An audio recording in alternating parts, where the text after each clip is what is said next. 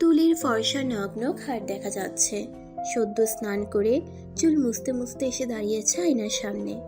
বিছানা থেকে তাকিয়ে আছে ইশতিয়াক। সে চাইলেই এখন উঠে গিয়ে বাহুডোরে বেঁধে ঘাড়ে চুমু খেতে পারে, কারণ রূপবতী তরুণী তার বিয়ে করা পত্নী। তবুও আজ এটা করবে না বলে ঠিক করেছে। আজ রাতেও তুলির সঙ্গে ঘনিষ্ঠ হওয়া থেকে বিরত থেকেছে। এর কোনো বিস্ময়কর ব্যাখ্যা নেই। এটা তার নিজের সঙ্গে এক ধরনের খেলা। সে মাঝে মাঝে দূর থেকেও উপভোগ করতে চায় তুলিকে, যেন এই রূপবতী তরুণী তার স্ত্রী নয়, প্রণয়িনী, যেন পাশের বাসার জানালায় দাঁড়িয়ে থাকা রমণী, যেন গোসল শেষে কোনো বাসার ছাদে বালিকা কাপড় রোদে দিতে এসেছে, কিংবা চেয়ারে বসে ভেজা চুল শুকোতে মেলে বসে আছে। তাদেরকে দূর থেকে কেবল মুগ্ধ হয়ে দেখা যায়, প্রেমে পড়া যায়, চাইলেই ছোঁয়া যায় না। সর্বোপরি ইশতিয়াক মাঝে মাঝে তুলিকেও না পাওয়ার বিরহ বেদনা উপভোগ করতে চায়। এই যেন তার ব্যক্তিগত ছেলেমানুষিক খেলা। কিন্তু ইশতিয়াক পারল না। চোখের সামনে তুলি সদ্য স্নান করা উন্মুক্ত পিঠে মুক্তোর মতো জল করছে ফোঁটা ফোঁটা জল। লাল ব্লাউজের উপরিভাগ খানিকটা ভিজে আছে। তুলি আয়নায় ওর দিকে চোখ পাকিয়ে তাকিয়ে শাড়ির আঁচল টেনে পিঠ ঢেকে নিল। নিজেকে দেয়া প্রতিশ্রুতি ভঙ্গ করে নিজের সঙ্গে প্রতারণা করে বিছানা থেকে উঠে গেল ইশতিয়াক। তুলিকে পেছন থেকে জড়িয়ে ধরে থুতনি মাথায় ঠেকিয়ে আয়নায় তুলির চোখের পানে চোখ রাখে। চোখ নামিয়ে নেয় তুলি, যেন লজ্জা পেয়েছে নববধূ। মাথা থেকে শ্যাম্পুর মিষ্টি ঘ্রাণ নাক দিয়ে ঢুকে শরীরে রন্ধ্রে রন্ধ্রে ছড়িয়ে পড়ায়, যেন প্রতিশ্রুতি ভঙ্গের দাবিতে দেহে মিছিল হচ্ছে। এটা কি শ্যাম্পুর নিজস্ব ঘ্রাণ? কৃতিত্ব কি তার? নাকি রূপবতীদের চুলে গিয়ে আরো মোহময় হয়, মহিমান্বিত হয়? ইশতিয়াকের নিজের সঙ্গে প্রতিশ্রুতি এখনো পুরোপুরি ভঙ্গ হয়নি। ক্ষীণ আশা আছে। সে কেবল মাথায় থুতনি ঠেকিয়ে দাঁড়িয়ে আছে। এমন প্রেমিক প্রেমিকারাও করতে পারে। তুলি, চুল তোয়ালে দাও, আমি মুছে দিচ্ছি চুল। কি ভেজা? মুছে নিয়েছি তো। ভালোভাবে মুছে দেই, দাও। তুলি তোয়ালে নেয়, চুল মুছে দেয়া শেষ করে মুঠো করে ঘাট থেকে সব চুল সরিয়ে সামনে নেয় ইশতিয়াক। বাহু ধরে বেঁধে নিয়ে ঠোঁট ছুঁয়ে দেয় উন্মুক্ত ঘাড়ে। ভেঙে ফেলে প্রতিশ্রুতি। তুলি গলায় কৃত্রিম বিরক্তি এনে বলল, ছাড়ুন তো। ইশতিয়াক অবাধ্য বর, সে ছাড়ে না। উল্টো তুলিকে টেনে ঘুরিয়ে চোখে চোখ রেখে বলে, খুব রাগ হয়েছিল শাড়ি পরনি বলে, অথচ এই ভোরে গোসল করে পড়ে আছো। তুলি পুনরায় মুচড়া মুচড়ি করে বলল, ছাড়ুন তো, আমি কারোর জন্য পড়িনি। এখন ইচ্ছে হয়েছে তাই পড়েছি। ছাড়ুন না প্লিজ, অনেক কাজ পড়ে আছে তো আমার। ইশতিয়াক না ছেড়ে ওর কোমর জড়িয়ে ধরে টেনে আরো ঘনিষ্ঠ হয়ে কানের কাছে গুনগুন করে বলল, প্রাণ চাই, চক্ষু না চাই।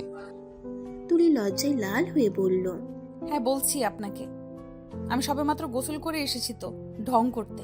ছাড়ুন তো, ছাড়ুন বলছি। আমার ছুটির দিনের ভোরটাই সুন্দর করে দিয়েছো শাড়ি পরে। কয়দিন থেকে বলি পড়তে, কে শুনে কার কথা? হ্যাঁ জনাব, আর তাই আপনি গতকাল ফাইনালি মেয়েদের মতো অভিমান করেছিলেন, তাই না? আমি অভিমান করেছি কে বলল? সারাদিনে অফিস থেকে এসে ভালো লাগছিল না কিছু। জি আচ্ছা, আর বলতে হবে না। আমিও কারোর জন্য শাড়ি পরিনি। ছাড়ুন তো, ছাড়ুন বলছি। নিজেকে মুক্ত করে নেয় তুলি। ফোনটা বেজে উঠল তখনই। ইশতিয়াক বালিশের পাশ থেকে তুলির মোবাইল এগিয়ে দিয়ে বলল, অপরিচিত মনে হচ্ছে। তুলির বুকটা কেঁপে উঠে। হাত বাড়িয়ে মোবাইল নিয়ে কেটে নেয় কল। কি হলো, রিসিভ করলে না যে? অচেনা নাম্বার, গতকালও একবার এসেছিল। কেউ ফাজলামো করছে হয়তো। রিসিভ করার দরকার নেই। যাই হোক, আপনি ফ্রেশ হন, অফিসে যাবেন না? হাত বাড়িয়ে মোবাইল নিয়ে কেটে দেয় কল। ইশতিয়াক আর সেটা নিয়ে ভাবতে গেল না। সে রসিকতা করে কৃত্রিম হতাশা দেখিয়ে দীর্ঘশ্বাস ছেড়ে বলল, ম্যাডাম আমাকে তাড়ানোর জন্য এতটাই পাগল হইছে যে আজ শুক্রবার সেটাই ভুলে বসে আছে। তুলি ভেতরে ভেতরে কেঁপে উঠল। একটু নার্ভাস হলেই সে এরকম ভুলভাল বলে বসে। ভাগ্যিস ইশতিয়াক সবকিছু পজিটিভলি নিচ্ছে। তুলি ফিক করে হেসে বলল, তাড়ানোর জন্য না, আপনি আজকাল রোজই অফিসে যাচ্ছি যাচ্ছি করে দেরি করে যান।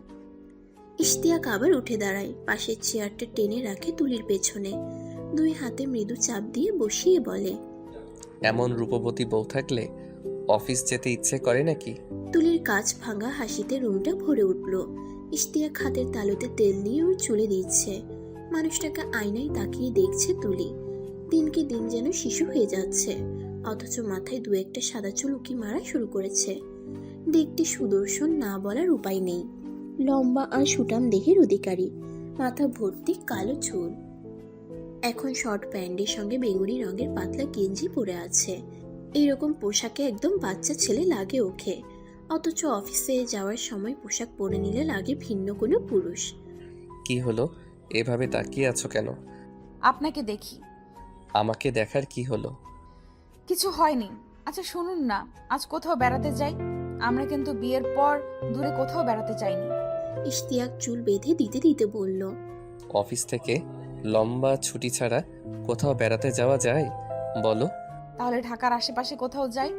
সে তো যাওয়াই যায়, আজই বিকেলে যাই। বলো কোথায় যাবে? কাশফুল দেখতে যাব। কাশফুল কোথায়? দিয়াবাড়ি কাশবন আছে না? ও হ্যাঁ, আচ্ছা তাহলে যাওয়া যায়।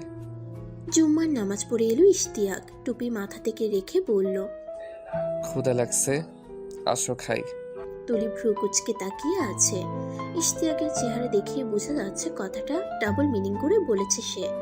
বিছানায় শুয়ে মোবাইল টিপছিল তুলি। মোবাইল রেখে উঠে গেল ইশতিয়াকের কাছে। পরনে পাঞ্জাবি আর কোচা কোচা দাড়িতে মানুষটাকে দেখতে ভীষণ মায়াবী লাগে। আনমনে তুলি নিজের দু হাত বাড়িয়ে ওর গাল ধরল। কি হলো? তুলি খানিক লজ্জা পেয়ে ওর বুকে মুখ লুকোয়। ইশতিয়াক ওর মাথায় হাত রেখে বলল। চলো খেয়ে নেই, কাশবনে যাবে বলেছিলে তো। হ্যাঁ চলুন। টেবিলে ধোয়া ওঠা গরম ভাত, কই মাছ ভুনা, লাল শাক আর ডাল এনে রেখেছে তুলি। ঘুম থেকে উঠে তাকে শাড়ি পরতে দেখে এমনিতেই ইশতিয়াকের মেজাজ ফুরফুরে হয়ে আছে। এখন খাবার টেবিলে গিয়ে তার মন ভালো হওয়ার উপলক্ষ যেন আরেকটা বেড়ে গেল। আজ দিনটা এত সুন্দর কেন? আজ কি বারবার মন ভালো হওয়ার ঘটনা ঘটবে?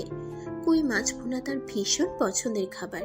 ভাজা কই মাছ একটু ঝোল বেশি হতে হবে, বেশি থাকবে ফালি ফালি করা কাঁচা মরিচ, লবণ বেশি হতে হবে যেন একদম লাগিয়ে খেতে না হয়। বাটির দিকে তাকিয়েই মনে হচ্ছে সবকিছু ঠিকঠাক। জিভে জল চলে এসেছে। অন্যদিন সে ডালে লাল শাক মিশিয়ে নিয়ে শখ খায়, সঙ্গে থাকে কাঁচামরিচ আর লেবু। কিন্তু আজ এসব অবহেলিত। দুদিন আগে এই টাটকা কই মাছগুলো ইশতিয়াকদের গ্রামের বাড়ি থেকে এসেছে। তার মা পাঠিয়েছেন এখানে, কারণ সবাই জানেন ইশতিয়াক কই মাছ ভুনা ভীষণ পছন্দ করে। তুলি চেয়ার টেনে না বসে ইশতিয়াকের আগ্রহ নিয়ে খাওয়া দেখে ঠোঁট টিপে হাসছে, যেটা চোখ এড়ালো না তার। আরে তুমি এই সময় আবার এভাবে হাসছো কেন? আমাকে আজ মেরে ফেলবে নাকি তুলি? তুলি চেয়ার টেনে বসে হাতের মুঠোয় থুতনি ঠেকিয়ে বলল। কিভাবে হাসলাম? ঠোঁট টিপে। তো কি হয়েছে? খাওয়ার সময় এত ব্যাখ্যা করতে পারবো না তো, অন্যদিন বলবো। তুলি নির্লিপ্ত চেহারায় বলল। কাকে বেশি ভালোবাসেন, কই মাছ নাকি আমাকে? মহিলা মানুষের অদ্ভুত চিন্তা ভাবনা। তোমাকে ভালোবেসে যা করি, কই মাছকে কি তা করতে পারবো? তোমার যা আছে, কই মাছের কি তা আছে? তুলি ফিক করে হেসে আবার নিজেকে সামলে নিয়ে বলল। তবুও বলুন। হ্যাঁ জানি তো, মহিলা মানুষের তবু আরেকটা আছে, কই মাছকে খাওয়া যায়, তোমাকেও কি খাওয়া যাবে? আপনি এভাবে কথা বলছেন কেন?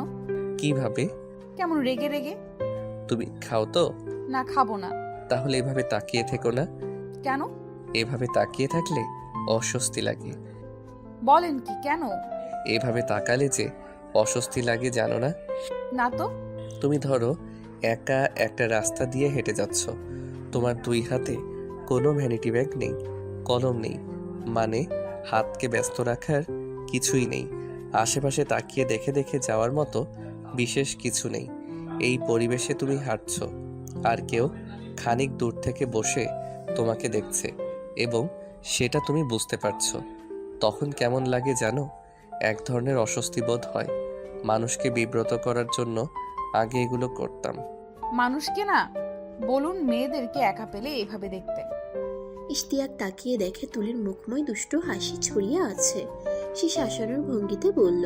এই তুমি কি খাবে না? একটু আগেই বললাম তো খাবো না। খাবে না কেন? এমনিতেই। চুপ, খাও তাড়াতাড়ি। তুলি অন্যদিকে মুখ ফিরিয়ে বলল। হাত কাটা। বলো কি, কিভাবে? এই তো আমার সতীন কই মাছগুলো কাটতে গিয়ে বুড়ো আঙুল কেটে গেল। এই জন্য খাচ্ছ না? ভাবছিলাম আপনি খাইয়ে দেবেন, কিন্তু কই মাছ দেখে তো দিন দুনিয়া ভুলে গেছেন। ইশতিয়াক পুরুষালী গলায় হেসে উঠল। তার হাতের প্লেট নিয়ে গেল তুলির পাশের চেয়ারে। চলো এক প্লেটেই খাই। আমি নিজে এক লোকমা খাবো, তোমাকে দেব এক লোকমা। জি না, আপনার খাওয়ায় সমস্যা হবে, থাক পরে খাওয়াবে, না হয় আমি চামচ দিয়ে খাই। দুটি দেহ একটি মন বলে প্রেমিক মহলে একটা কথা আছে না? হুম। আমাদের দুটি মুখ একটি পেট। তুলির কাঁচ ভাঙা হাসিতে পুরো ঘর ভরে উঠল। ইশতিয়াক এক লোকমা ভাত বাড়িয়ে দিল ওর দিকে। তুলি ইচ্ছা করে ভাত মুখে নিয়ে দাঁত দিয়ে মৃদু চাপ দিয়ে ওর আঙ্গুল ছাড়লো। আশ্চর্য, তুমি ভাতের সঙ্গে আমার আঙ্গুল খাবে নাকি? কেন, কি হয়েছে? কামড় দিচ্ছিলে যে। কামড় দেবো কেন আপনাকে? আমি বাচ্চা নাকি? ইশতিয়াক নিজে এক লোকমা খেয়ে ওর দিকে আবার বাড়িয়ে দেয়। তুলি এবার আরেকটু তীব্র করলো দাঁতের চাপ। আস্ফুটে উফ করে ছাড়িয়ে নেয় ইশতিয়াক। আবার কি? আমি মুখে ভাত দিয়ে যখন বের করে আনতে যাই, তখনই তুমি একটু চাপ দিয়ে দিয়ে আঙুল আনতে দিচ্ছ। আরে না, আমার মুখ ছোট আর আপনার হাত হাতারির মতো মোটা।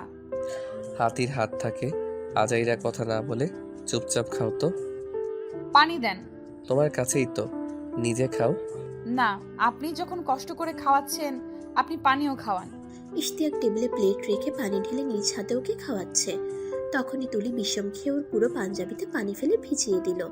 ইশতিয়াক গ্লাস রেখে ভ্রুকুচকে তাকিয়ে থেকে বলল, ইচ্ছা করে এমন করলে কেন?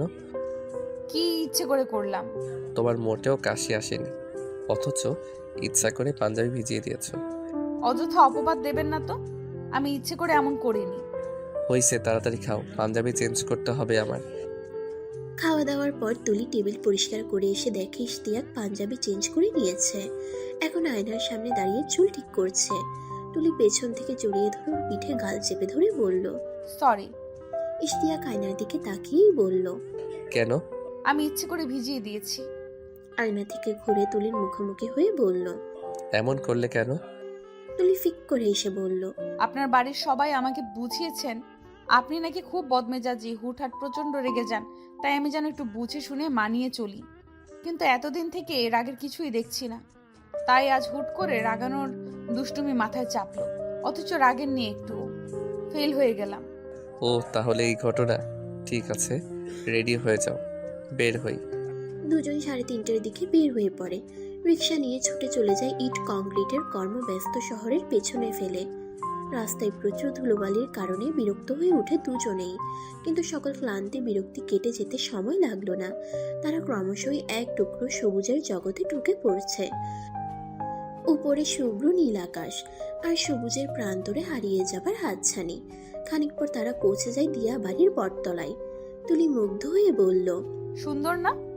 বিশাল বটগাছের দুই পাশে রাস্তা গেছে। এই জায়গাটার নামই বটতলা। এখানে অনেক নাটকের শুটিং হয়। ভাগ্য ভালো থাকলে তোমার তাহসান বাবুকেও পেয়ে যেতে পারো। ধ্যাৎ, একদিন বলেছিলাম, সেটা মনে রাখছেন? আর একটু সামনে গিয়ে দেখা গেল মরা নদী। এটি তুরাগ নদীরই একটি শাখা। ইশতিয়াক আঙ্গুল দিয়ে দেখালো। এই যে নদীর দুই পার সংযোগ করছে সেতু, এটা উপরে উঠলে আঁকাবাঁকা নদীর নজর কাড়া সৌন্দর্য উপভোগ করা যাবে। আমি অনেক আগে এসেছিলাম কয়েকবার। সেখান থেকে দেখা যায় পরিত্যক্ত নৌকা, জাল ফেলে মাছ ধরছে জেলেরা। চলো যাই। রোদ যাক, পড়ে গেলে ভালো লাগবে। রিক্সা বিদায় করে তারা চলে এলো লেকের পাড়ে। লেকের বাঁধানো পার, উদাস হয়ে বসে থাকা ছাড়াও পা চালিত নৌকা নিয়ে ঘুরছে মানুষ। নদীর পার ঘেঁষে ছোট ছোট দোকান। একটাই বসে চা দিতে বলে হাত মুখ ধুয়ে নিল তারা। চা এনে দিল ছোট্ট একটা ছেলে। তুলি চায়ের কাপে চুমুক দিয়ে নদীতে বোট দেখে ফিসফিস করে বলল, চড়বো আপনার সঙ্গে। ইশতিয়াক মুচকি হেসে কানের কাছে ঠোঁট নিয়ে ফিসফিস করে বলল, আমি থাকতে নৌকা চড়বে কেন? তুলি দাঁত কটমট করে তাকিয়ে উড়োতে খুশি মারল একটা। ইশতিয়াক ছোট্ট ছেলেটিকে ডেকে জিজ্ঞেস করলো, বোট ভাড়া কত? ঘন্টায় 200 টাকা।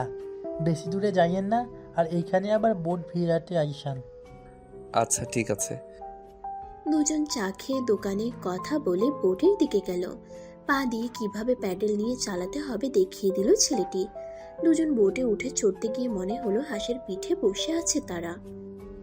বোট দেখতেও অবিকল হাঁসের মতো, টলটলে স্বচ্ছ পানি, উপরে নীল আকাশ, নদীর পাড়ে চা ফুচকার দোকান।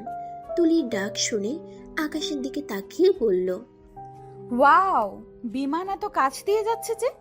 হ্যাঁ, এখানে এলে এই দৃশ্য দেখা যায় প্রায়, কিন্তু সমস্যা হলো আমি তো বোট চালাতে পারছি না ভালোভাবে।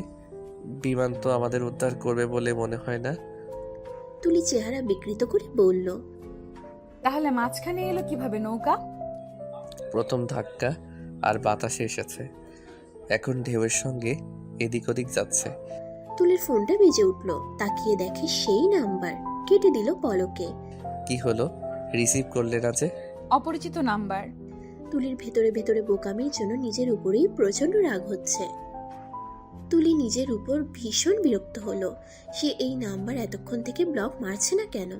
ফোন সাইলেন্ট করে নাম্বারটি ব্লক দিতে আর দেরি করলো না তুলি। ইশতিয়াক এক আনাড়ি মাঝি, প্যাডেল দিয়ে ভুলভাল ঘোরাচ্ছে। বোট অন্যবারে এসে ঘাসের ঝোপঝাড়ের উপর আটকে গেছে। তুলি ওর অবস্থা দেখে খিলখিল করে হাসছে। এত হাসাহাসির কি আছে, আমরা এই পার দিয়ে উঠে যেতে পারি। কিন্তু ছেলেটি তো বলে দিয়েছে তাদের ঘাটে বোট দিয়ে যেতে। এক কাজ করি, আমি প্যাডেল দেই, আপনি ঘাস ধরে টানেন। পারবে? দেখি চেষ্টা করে। তুলি বসলো প্যাডেল দিতে। ইশতিয়াক এক হাতে বোট ধরে আরেক হাতে ঘাস টানছে, কিন্তু কাজ হচ্ছে না। এবার সে উঠে ভালোভাবে বসে ঘাসে বসে জোরসে টেনে ধরলো। খানিক পরই ঘটল বিপত্তি। ঘাস ছিঁড়ে গিয়ে সে ডাল সামলাতে না পেরে বাজে ভাবে পড়ে গেল নদীতে। বোটও একটুর জন্য উল্টে যাচ্ছিল। তুলি হায় আল্লাহ বলে কোনোভাবে বোট শক্ত করে আঁকড়ে ধরে বেঁচে গেল।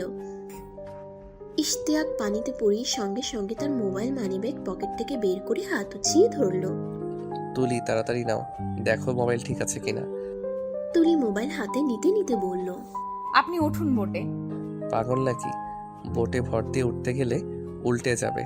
এই নাও, জুতা রাখো। ভাগ্য ভালো কেটস পরিনি। তাহলে কি করবে এখন?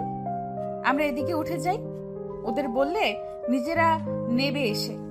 এখান থেকে ঘুরে ওদের কাছে যাওয়াটা অনেক সময় লাগবে, তার চেয়ে আমি সাঁতরাই আর নৌকা টানি। কিন্তু এইভাবে তো আপনার অনেক কষ্ট হয়ে যাবে। সমস্যা নেই, আসো। ইশতিয়াক এক হাত দিয়ে নৌকা ধরে আছে, আরেক হাতে টানছে। খানিক পর পর জিরা নিচ্ছে। মাঝামাঝি গিয়ে আর পারল না সে, হাঁপিয়ে গেছে ভীষণ। তুলি, তুমি দেখো আস্তে আস্তে প্যাডেল দিতে পারো কিনা। আমি পেছন থেকে ঠেলে ঠুলে বোট সোজা রাখবো। আচ্ছা, পারবো। কথাটি বলে তুলি ভ্যানিটি ব্যাগে মোবাইল মানিব্যাগ ঢুকিয়ে গলায় ঝুলিয়ে নেয়। আসনে বসে আস্তে আস্তে প্যাডেল দিতে শুরু করে। যাচ্ছে তো, আপনি ঠিক আছেন?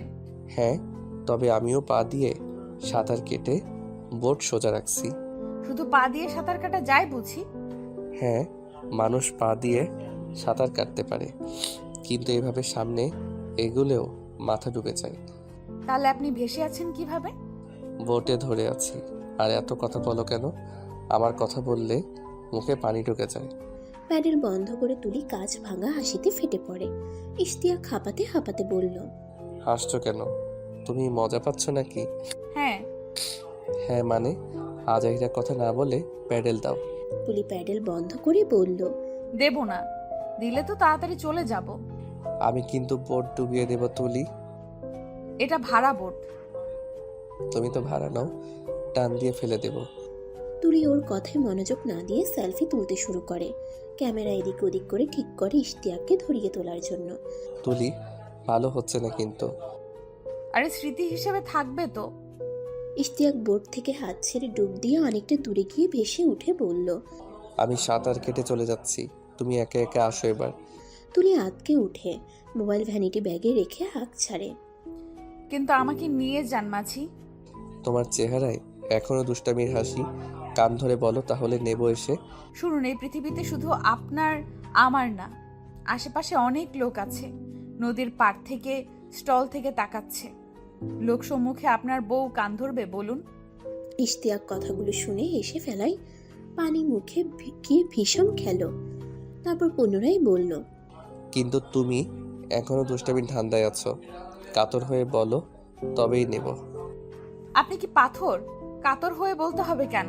আপনারই তো বউ। হাসির কথা বলবে না তো তুলি, হাসলে পানি মুখে চলে যায়। কথাটি শুনে তুলি মুখে হাত দিয়ে হাসতে হাসতে বারংবার নুয়ে পড়ছে। ততক্ষণে ইশতিয়াক ডুব দিয়ে বোটের কাছে চলে এলো। এত না হেসে প্যাডেল দাও। মাঝি আসছেন? আমি মাঝি হলাম কবে থেকে? আপনি আমার মাঝি। হ্যাঁ, আমি তোমার নদীর ব্যক্তিগত মাঝি। তুলি চোখ পাকিয়ে তাকিয়ে বলল, আমার নদী মানে? তুমি প্যাডেল দেবে? ওই দেখা যায় বক, আমি পেডেল দেই, আপনি বকের কাছে নিয়ে যান। তুলি, আশপাশের মানুষ তাকাচ্ছে, প্লিজ তাড়াতাড়ি যাও, আমারও হাত ব্যথা এসে গেছে। জি আচ্ছা জনাব, যাচ্ছি। তুলি প্যাডেল দিতে শুরু করে। প্যাডেলের তীব্র শব্দ, সে হাঁক ছেড়ে বলল, মাঝি, আপনি আমার পেছনে, তাই ভালো লাগছে না। দেখা গেলে ভালো লাগতো। ঢং করো না তো তুলি, তাড়াতাড়ি পারে যাও। ভেজা কাপড় নিয়ে তো আর কাশফুল দেখা যাবে না। মন খারাপ হচ্ছে, চিন্তা করতে হবে না, আগে পারে যাই। দুজন খানিক পর চলে এলো কিনারায়। উৎসুক জনতার ভিড় হবার আগেই ইশতিয়াক দোকানে বোর্ড বুঝিয়ে দিয়ে তুলিকে নিয়ে সেখান থেকে কেটে পড়ল। কি করবেন এখন? ভেজা কাপড়ে আর না হেঁটে বাসায় চলে যাই? ইশতিয়াক পিছু ফিরে ওর দিকে তাকিয়ে বলল, ভিজেই তো গেছি, এভাবে বাসায়ও ফিরতে হবে, সুতরাং ঘোরাঘুরি করেই যাই। লোকে দেখে কি বলবে? আরে মানুষ তো বুঝবেই পড়ে গিয়েছিলাম, এগুলো ব্যাপার না। তাছাড়া গ্রামে কত বছর আগে সাঁতার কেটেছিলাম, আজ পড়ে যাওয়ায় সাঁতরানো হলো। তুলি হেসে বলল। আহা, মন বুঝ। ইশতিয়াক ভেজা হাতে ওর গাল টিপে ধরে বলল, তাছাড়া আমার বউটা যদি বরের বিপর্যস্ত অবস্থা দেখে মজা পায়, তাহলে মাঝে মধ্যে এমন অনাকাঙ্ক্ষিত কাণ্ড হলে মন্দ কি? তুলি আর কিছু বলল না। ইশতিয়াকের এক হাত বাহু ডোরে বেঁধে গাল চেপে ধরে হাঁটতে লাগলো। ইশতিয়াক খানিক পর বলল, আমার পাঞ্জাবি ভেজা, তুমি ভিজে যাবে তো? ভিজে যাক। হ্যাঁ, তাও ঠিক, বরকে ধরেই তো ভিজবে, আমার জলেই ভিজবে তুমি। আপনি এমন ডাবল মিনিং শিখছেন কোত্থেকে? বদ আছেন অনেক। আমি আগে তো এত কিছু জানতাম না, তোমার সঙ্গ পেয়ে বধ হয়ে গেছি। আমি এরকম পচা কথা কখনো বলি না। সামনে তাকিয়ে মুগ্ধতায় দুজনের আলাপচারিতা কমে এলো। হেঁটে হেঁটে কাশফুলের মাঝামাঝি রাস্তায় চলে এসেছে তারা। দুই পাশে সারি সারি কাশফুলের গাছগুলো বাতাসে মৃদু কাঁপছে। তুলি গুনগুন করলো রবীন্দ্রনাথের কবিতার দুটো লাইন। চিকচিক করে বালি, কোথাও নেই কাদা, এক ধারে কাশবন ফুলে ফুলে সাদা। ইশতিয়াক আকাশের দিকে তাকায়। সাদা সাদা নরম মেঘের ফাঁক গলে কাশবনে ঝরে পড়ছে রোদ। নিচে যত দূরে চোখ যায় দৃষ্টি জুড়ে শুধু কাশফুল আর কাশফুল। বিস্তীর্ণ এলাকা যেন শুভ্রতার চাদরে মোড়া এক অপরূপ সৌন্দর্যের রাজ্য। কেমন লাগছে তুলি? ভালো, তবে ছবির মতো নয়। ইশতিয়াক খানিক হেসে বলল, চলো ওই দিকে যাই, দেখি পাঞ্জাবি খুলে চিপে দেওয়ার মতো আড়াল পাই কিনা। কাশবনের চারপাশে ঝকঝকে আঁকা বাঁকা ছোট ছোট রাস্তা, পিচ ঢালা রাস্তা। তারা হাঁটছে সেসব পথ ধরে। হঠাৎ এক খণ্ড নির্জন জায়গা চোখে পড়ে তুলির। চলো এদিকে যাই। ইশতিয়াক দেখল রাস্তার বাঁ পাশে অনেকটা জায়গা জুড়ে বন কেটে খালি করা হয়েছে। সেখানকার মাটিতেও সবুজ নরম ঘাস উঠেছে। জায়গাটা ভীষণ পছন্দ হলো দুজনের। ইশতিয়াক বলল, আচ্ছা চলো। কি সুন্দর গোল করে বন কাটা। হ্যাঁ। দুজন ভেতরে গেল। ঠিক মাঝখানে গিয়ে বসে তারা। আহ, এখন শান্তি লাগছে। হাঁপিয়ে গিয়েছিলাম হাঁটতে হাঁটতে। কিন্তু আমার শার্ট খুলে চিপতে হবে। প্যান্ট খুলেও চিপে নিতে পারেন। তুমি না পচা কথা বলো না? পচা কথা কোথায়? প্যান্টের নিচে তো আন্ডারওয়্যার আছেই। হঠাৎ কেউ আসবে। আমার বরের ইজ্জত রক্ষার্থে আমি সদা প্রস্তুত জনাব। তুমি এখনো মজা নিচ্ছ? আরে না, আপনি ওইখানে একেবারে কাশবনের কাছে যান, তাহলে পেছনে কাশবন থাকবে আর সামনে দাঁড়িয়ে থাকবে আপনার বউ। কেউ কি আর এলে দেখবে? তখন শান্তি মতো চিপে ঝেড়ে নিবেন। হ্যাঁ, দারুণ আইডিয়া। ইশতিয়াক আর তুলি একেবারে গোল জায়গার মাঝখানে থেকে বনের কাছে গেল। তুলি সামনে দাঁড়ায়। ইশতিয়াক পাঞ্জাবি খুলতেই তুলি বলল, আপনি আমার কাছে দেন, আমি চিপে দিচ্ছি। আর আপনি প্যান্ট খুলুন। ধ্যাত, প্যান্ট খুলুন। এত বাজেভাবে বলছো কেন? তুলি ফিক করে হেসে পাঞ্জাবি হাতে নিয়ে চিপে ছাড়ছে। আপনিও খুলে ছেড়ে নিন। তা তো করবই, কিন্তু এত তাড়াতাড়ি শুকাইবে না। না শুকাইলো, কিন্তু পানি না থাকলে গায়ে লেপটে থাকবে না, অস্বস্তি হবে না আপনার। তাছাড়া দূর থেকে কেউ দেখে বুঝবেও না। তা ঠিক। ইশতিয়াক প্যান্ট চিপে ছেড়ে নিয়ে বলল। শেষ আমার। ঠিক আছে, এবার চিপা থেকে বের হন। কথাটি বলে তুলি পাঞ্জাবি উল্টে বনের উপরে মেলে দিল। এটা কি হলো? আমি কি খালি গায়ে থাকবো? এটা আপনার শাস্তি। আপনি পাঞ্জাবির নিচে কিছু পরে আসেননি কেন? ফাইজলামো করো না তুলি, এদিকে দাও। আরে না, পাঞ্জাবি শুকিয়ে গেলে আপনার প্যান্ট ভেজা থাকলেও ক্ষতি নেই, কারণ প্রায় হাঁটু পর্যন্ত পাঞ্জাবি ঢেকে রাখে। তাই বলে খালি গায়ে থাকবো? ঘাসে শুয়ে থাকবে, কেউ আসবে না। আচ্ছা ঠিক আছে। ইশতিয়াক ঘন ঘাস থেকে বসে গেল। তুলি গিয়ে বসলো ওর বুকে পিঠ ঠেকিয়ে। ইশতিয়াক ওকে দুই হাতে বেঁধে কাঁধে থুতনি রাখে। তুলি দুষ্টামি না করে গা ছেড়ে দিয়ে ঠেলে ওকে শুইয়ে দেয় সবুজ কোমল ঘাসে। কাশফুলের গাছগুলো যেন তাদেরকে জনমানব থেকে বিচ্ছিন্ন করে রেখেছে। তুলি পাশে শুয়ে ইশতিয়াকের বুকে হাত রাখে। ফর্সা চ্যাপটা বুক, কোমল কিছু কালো লোম। তুলি ওর কানের কাছে মুখ নিয়ে ফিসফিস করে বলল, জানেন, আমার সবচেয়ে ভালো লাগে আপনার বুক। তাই নাকি? হুম। ইশতিয়াক মুচকি এসে বলল, জায়গাটা কেমন নীরব, মনে হচ্ছে আমরা স্বামী স্ত্রী না, প্রেমিক প্রেমিকা লোকালয় থেকে পালিয়ে এসেছি চুটিয়ে প্রেম করার জন্য। তুলি ঠোঁট টিপে হাসে। ইশতিয়াক মুগ্ধ হয়ে তাকিয়ে ঠোঁট চেপে ধরে ওর গালে। তুলি নিজেকে মুক্ত করে এক পা ওর উপরে তুলে আরেক হাত দিয়ে ওকে ধরে গলায় মুখ লুকিয়ে গরম শ্বাস প্রশ্বাস ছেড়ে বলল, আমি আপনার মতো বিয়ে করব না, কখনো ভাবিনি। ঠিক, কিন্তু কখনো ভাবতে পারিনি বিয়ের পর জীবনটা এত সুন্দর উপভোগ্য হতে পারে। মন জুড়ে এত প্রশান্তি আমি কখনো পাইনি। ইশতিয়াক ওর কথা খেয়াল করছে না। বন থেকে কোনো কিছু শব্দ তার কানে ভেসে আসছে। সে তুলিকে ছাড়িয়ে তাকাতেই শব্দ থেমে গেল। কোথাও যেন কিছু নেই। ভুল শুনেছে নাকি সে? তুলি এবার ওর বুকে মাথা রেখে চোখ বুজে নেয়। খানিক পর ইশতিয়াক দেখে একটা বাইক বনের চারপাশের রাস্তা দিয়ে ঘুরছে। একজন বাইকের পেছনে বসা, কিন্তু কেউই এদিকে তাকাচ্ছে না। তবুও ইশতিয়াকের কাছে কোনো একটা সমস্যা আছে বলে মনে হচ্ছে। সে তুলির মাথায় হাত বুলিয়ে দিতে দিতে চোখ কান সজাগ রাখছে। আরো খানিক সময় যেতেই দেখে একটা গাড়ি বনের চারপাশ দিয়ে ঘুরে চলে গেল। চারিদিকে আবার পিন পতন নীরবতা। তুলি চুপচাপ শুয়ে আছে বুকে। আবার পেছনের বনে পায়ের শব্দ। ইশতিয়াক আবার তাকিয়ে কিছুই দেখতে পায় না। সন্দেহ আরো তীব্র হয়। সে এখন নিশ্চিত কিছু একটা ঘটতে চলেছে। তুলি, এখান থেকে যাই, চলো। না, আমি ঘুমাবো। আপনি পারলে উপর হন। উপর হব কেন? তুলি মাথা তুলে বলল। কান আগান। কেন? কামড় দেব না, আগান। ইশতিয়াক মাথা তুলে কান এগিয়ে দিল। আপনার পিঠও আমার প্রিয়। পিঠে গাল চেপে ধরতে ভালো লাগে, শুয়ে থাকতে ভালো লাগে। ইশতিয়াক মাথা তুলে এদিক ওদিক তাকিয়ে বলল। জায়গাটা ভালো না মনে হচ্ছে তুলি। অবাক হয়ে তাকিয়ে বলল, বাবা, ভূত পেতনি আছে না এখানে? আরে তা না, এখানে এভাবে বন কেটে রেখেছে কে? এটা কোনো ফাঁদ হতে পারে। বলছে আপনাকে। এই জন্য ওই গোয়েন্দা আর থ্রিলার বই এইসব না পড়াই ভালো। প্রেমের বই পড়লে এত সুন্দর জায়গায় এসব ভাবতেন না। ইশতিয়াক মুচকি হেসে এক হাত তুলির পিঠে রেখে কপালে চুমু খেল। আবার বনের দিকে পায়ের শব্দ। তুলিও এবার তাকালো, কিছুই নেই।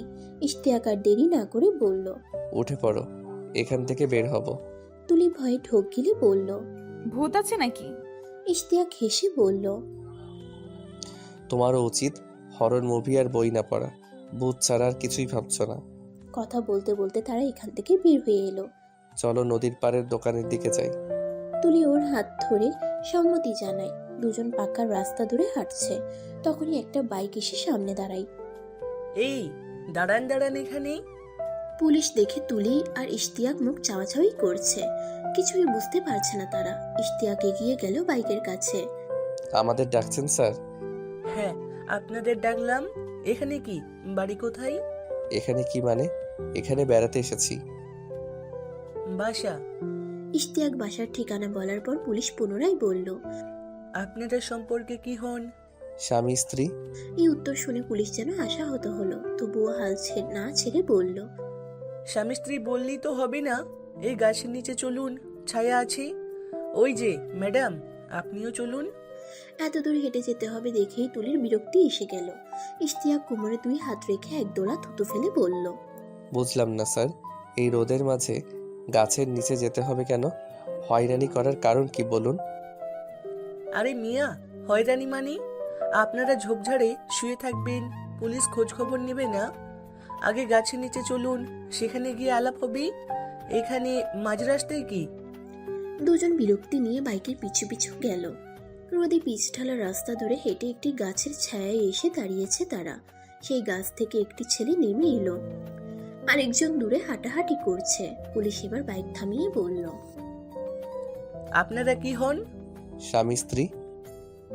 প্রমাণ কি? ইশতিয়াক আর মেজাজ ধরে রাখতে পারল না। ধরুন আমরা স্বামী স্ত্রী না, আমরা প্রেমিক প্রেমিকা। এখন সমস্যা কি হয়েছে? এই দেশে কি প্রেমিক প্রেমিকা কোথাও বেড়াতে যেতে পারবে না? বেড়াতে যেতে পারবে তাই বলে ঝোপঝাড়ে কি? প্রেমিক প্রেমিকা হলে ঝোপঝাড়ে যেতেই পারে, পাবলিক প্লেসে কি চুমাচুমি করবে? এসব জায়গায় অর্থনৈতিক কাজ হয়। আপনার কাছে আমরা দুজনের কেউ অভিযোগ করেছি? এখানে জোরাজুরি কিছুই হয়নি। এত কথা নেই, আপনারা বিবাহিত হলে কাগজ দেখান, পরকীয়াও করতে পারেন। ইশতিয়াক তাকিয়ে দেখে পাশের ছেলেটা তুলিকে তুলে নিয়ে নানান প্রশ্ন শুরু করেছে। তুলির মোবাইলও দিতে বলছে তাকে। সে বিস্মিত হয়ে বলল, আপনি আইনের লোক, কিন্তু এই ছেলেকে, সে ওকে বিরক্ত করছে কেন? মোবাইল চাচ্ছে কেন? পুলিশ বাইকে ভালোভাবে হেলান দিয়ে বসে বলল, সমস্যা নেই, ও আমাদের লোক, আপনি কাগজপত্র দেখান। মানুষ কি কাগজপত্র সাথে নিয়ে ঘুরে? সবচেয়ে বড় কথা, আমরা স্বামী স্ত্রী না হলেই বা সমস্যা কি? দুটা ছেলে মেয়ে কি বেড়াতে আসতে পারে না? বুঝেছি, আপনারা বিবাহিত না, প্রেমিক প্রেমিকা মনে হচ্ছে। ইশতিয়াক রেগে গিয়ে বলল, হ্যাঁ, প্রেমিক প্রেমিকা, তাতে হয়েছেটা কি? প্রেমিক প্রেমিকা হলে এখানে যে এসেছেন, দুজনের পরিবার কি জানে? দূরে সেই তৃতীয় ব্যক্তিও তাদের কাছে এলো। ইশতিয়াক আঙ্গুল দিয়ে কপালের ঘাম মুছে বলল, প্রেমিক প্রেমিকা কি মা বাবাকে জানিয়ে সব জায়গায় যায়? পুলিশ এবার যেন দুর্বলতা খুঁজে পেল। মুচকি হেসে বলল, আমরা সেক্ষেত্রে দুজনের পরিবারের কাছে কল দিয়ে জানাই, নাম্বার দিন অভিভাবকের। আপনি এটা কেন করবেন? একটা পরিবারের কাছে পুলিশ কল দিলে তো এমনিতেই ওরা বাজে কিছু ভেবে ভয় পাবে। সাধারণ বিষয় আপনি বড় করবেন কেন? সাধারণ কিভাবে? আপনি মা বাবাকে না জানিয়ে ঝোপঝাড়ে যাবেন, এটা কি অন্যায় নয়? আমরা কি বাচ্চা ছেলে মেয়ে? সবকিছু মা বাবাকে জানিয়ে আমাদের করতে হবে কেন? তাছাড়া মা বাবাকে লুকিয়ে বাচ্চারাও তো অনেক কিছুই তো করে। খেলায় যায়, ঠান্ডায় আইসক্রিম খায়, অনেকে সিগারেট খায়, স্কুল পালায়। অন্যায় হলেও এসবের সঙ্গে পুলিশের সম্পর্ক কি? তৃতীয় লোকটা এবার ইশতিয়াকের হাত ধরে দূরে টেনে নিয়ে বলল, আরে ভাই, আপনি বোকা নাকি? এসব ঝামেলায় যাচ্ছেন কেন? থানায় নিবে, পরিবারের মানুষ ডাকবে, এর চাইতে 10-12 হাজার টাকা দিয়ে কেটে পড়ুন। ইশতিয়াক মুচকি এসে বলল, জানতাম তোমাদের এসব ধান্দা। সে আবার পুলিশের কাছে এসে বলল, এই পোশাক পরে ব্ল্যাকমেলের কাজ করেন। যাই হোক, কোনো টাকা পয়সা পাবেন না। আপনি যা ইচ্ছা করেন, থানায় নিতে হলে নেন।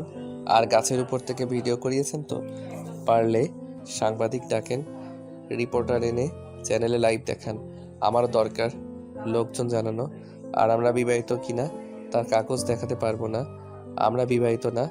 এবার কি করবেন করুন। পুলিশ খানিকটা থমথমে খেয়ে গেল। তাকে রক্ষা করলো তুলির সঙ্গে কথা বলা ছেলেটি। ফিসফিস করে এসে কি যেন বলল। পুলিশের চেহারায় হাসির ঝলক। পুলিশ ছাড়াও অন্য 2 ছেলে ফিসফিস করে কথা বলতে শুরু করলো।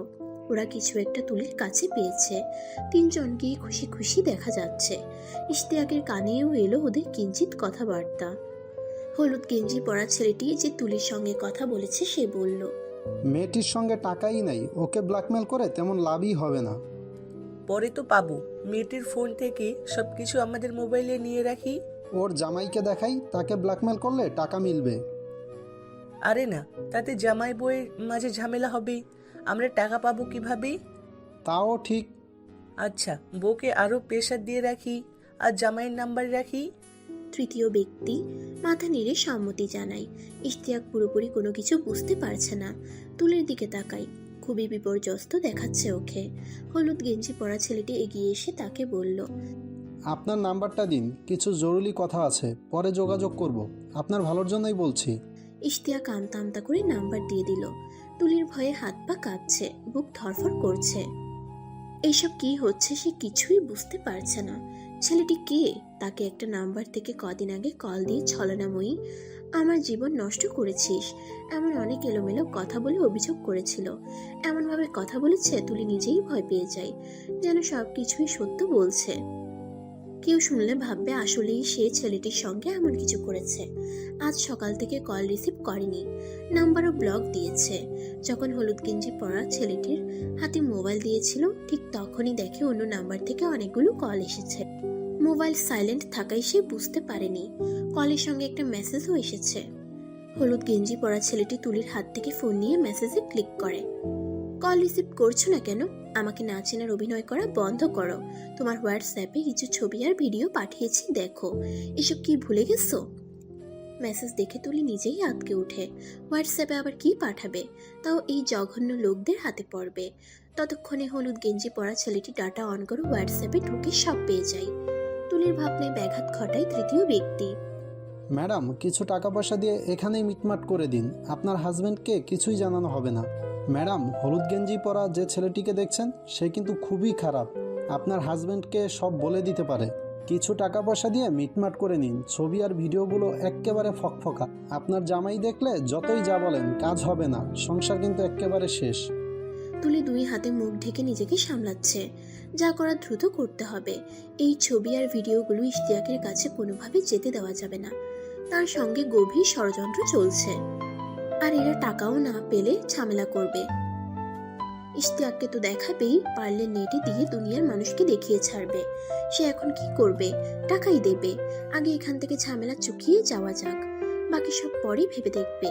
তুলি ইশতিয়ার দিক থেকে পাশ ফিরে লুকিয়ে ভ্যানিটি ব্যাগ থেকে সকল টাকা বের করে দিয়ে বলল, ভাই আমার সঙ্গে যা ছিল দিয়ে দিয়েছি, এখানে কত টাকা তাও জানি না, দয়া করে এবার যেতে দিন।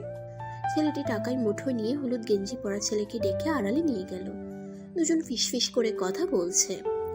পুলিশ বাইকে বসে সিগারেট টানছে। ইশতিয়াককে ডেকে কাছে নিয়ে বলল, আরে ভাই, এই ছেলেরা এখানকার লোকাল, আমাকে কল দিয়ে এখানে এনেছে। অর্থনৈতিক কাজ হচ্ছে বলে ওরা বোধহয় হয় ভিডিও টিডিও করেছে। তো করলে সমস্যা কি? আমরা তেমন কিছুই করিনি। সেটা ঠিক আছে, তবুও ওদেরকে খুশি করে দিয়ে চলে যান।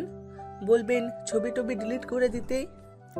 ইশতিয়াকের ইচ্ছা করছিল বলতে, ছবি টবি ডিলিট করাবেন আপনি, আর আমি অকারণে টাকা দেব কেন? কিন্তু সে আর ঝামেলা করতে চাইছে না। অনেক হয়েছে। তুলিরও বিপর্যস্ত চেহারা, ক্লান্ত লাগছে। এরা সহজে যেতে দেবে না। সে 500 টাকা বাড়িয়ে দিল পুলিশের দিকে। আরে ভাই, আমার কাছে না, ওদেরকেই দেন, তবে আরো 500 দেন।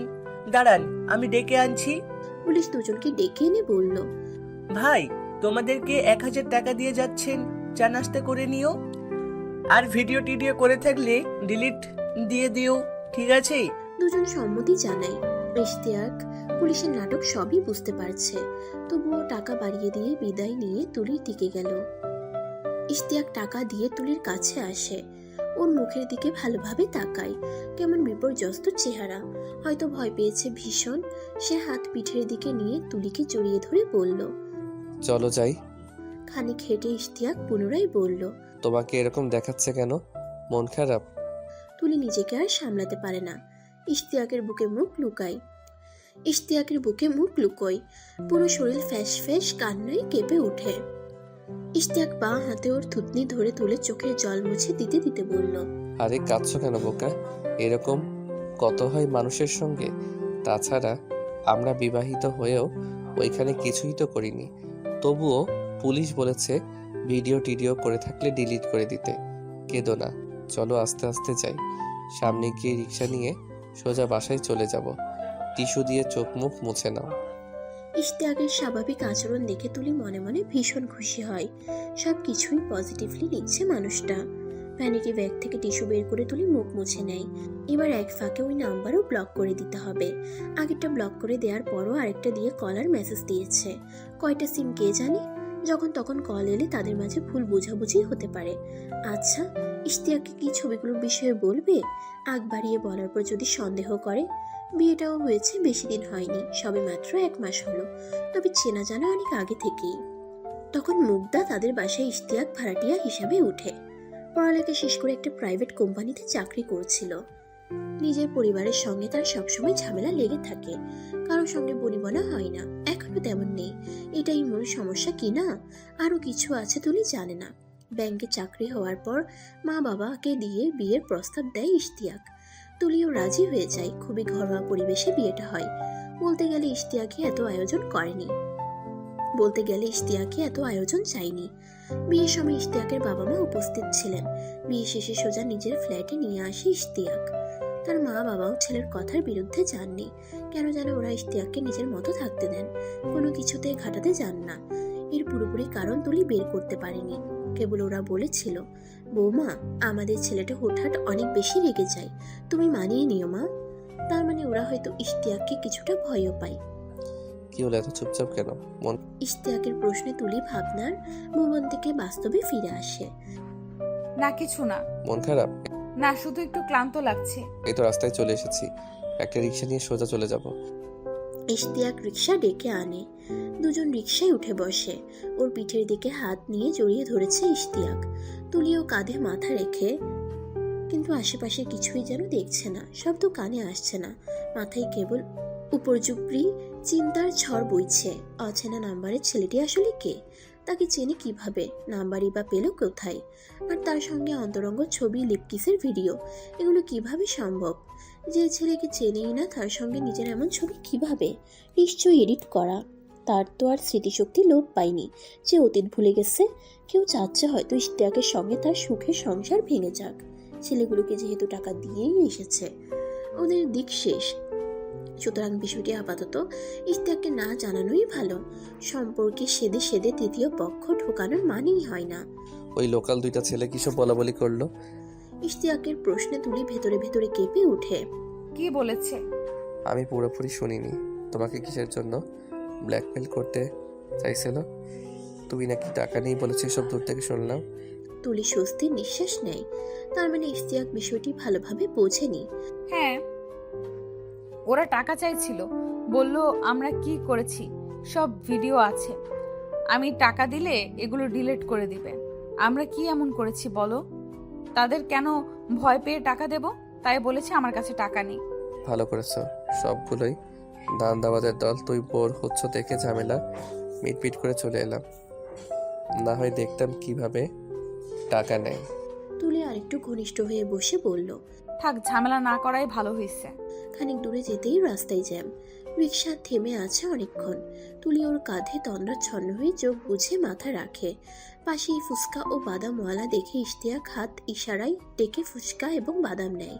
তুলি কিছুই বুঝতে পারছে না, সে হয়তো ঘুমিয়েই গেছে। ইশতিয়াক এক হাতে তাকে বেঁধে রেখেছে। বাসায় পৌঁছাতে তাদের সন্ধ্যা হয়ে গেল। তুলির মাথা ভীষণ ভার ভার লাগছে, তাই এসেই ফ্রেশ না হয়ে বিছানায় শুয়ে গা ছেড়ে দেয়।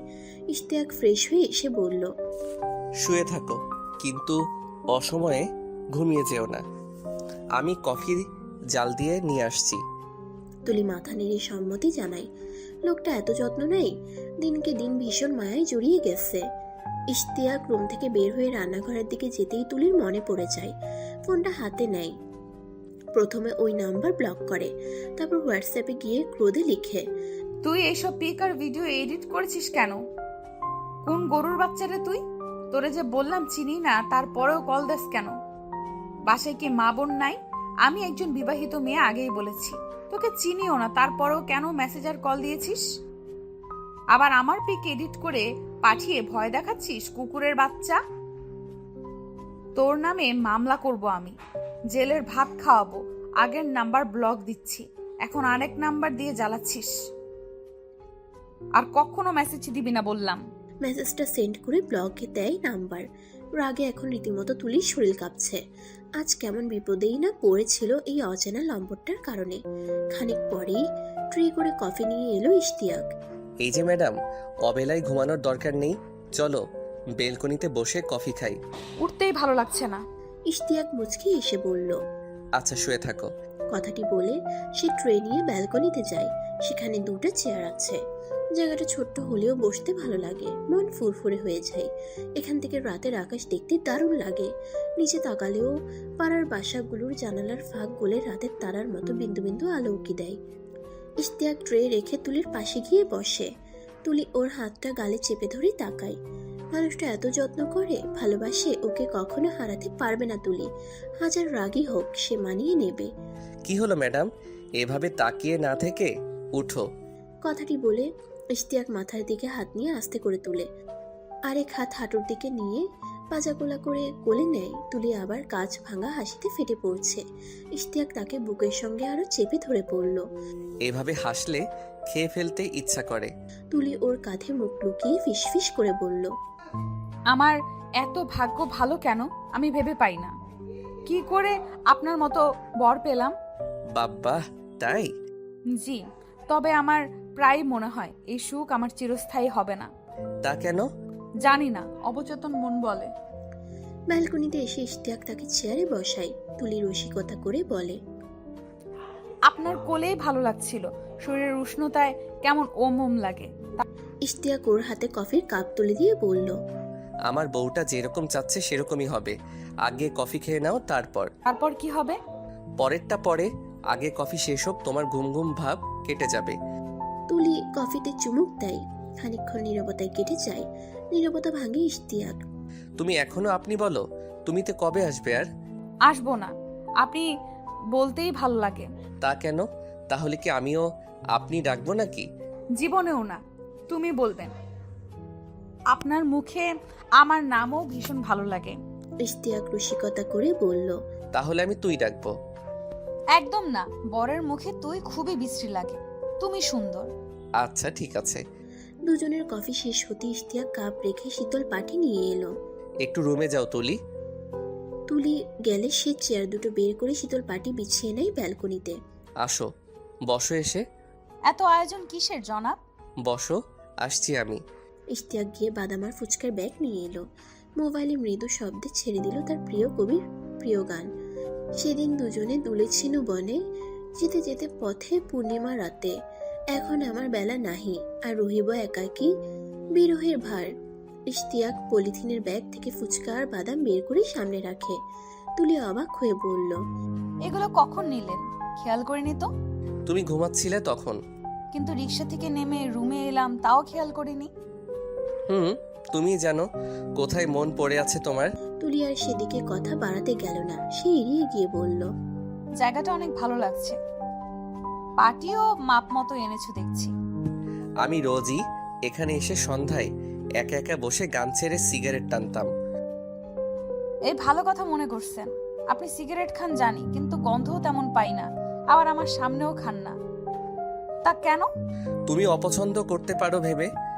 আরে না, আমার না ছেলেদের সিগারেট খেতে দেখলে অসম্ভব ভালো লাগে। ছেলেদের সিগারেট খাওয়ার ভাবটাই আলাদা, কেমন টান দেয় আর ধোঁয়া ছাড়ে। কিন্তু আমি দেখেছি অনেক মেয়েরাও নিয়মিতই খায়, তবুও তাদের মানায় না।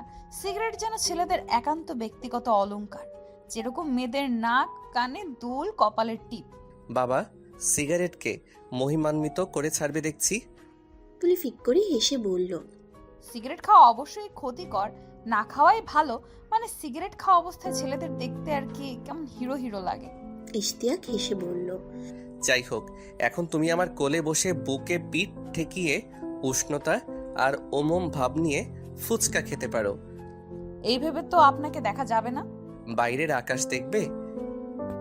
না, আমার আপনাকেই দেখে গল্প করে করে ফুচকা খেতে হবে। ইশতিয়াক ওকে টেনে কোলে বসিয়ে বলল, কিন্তু আমার তো এরকম বসে গল্প করতে ইচ্ছা করে। তুলি খিলখিল করে হেসে উঠল। ওর হাসিকে ছাপিয়ে রুম থেকে ভেসে এলো মোবাইলের রিংটন।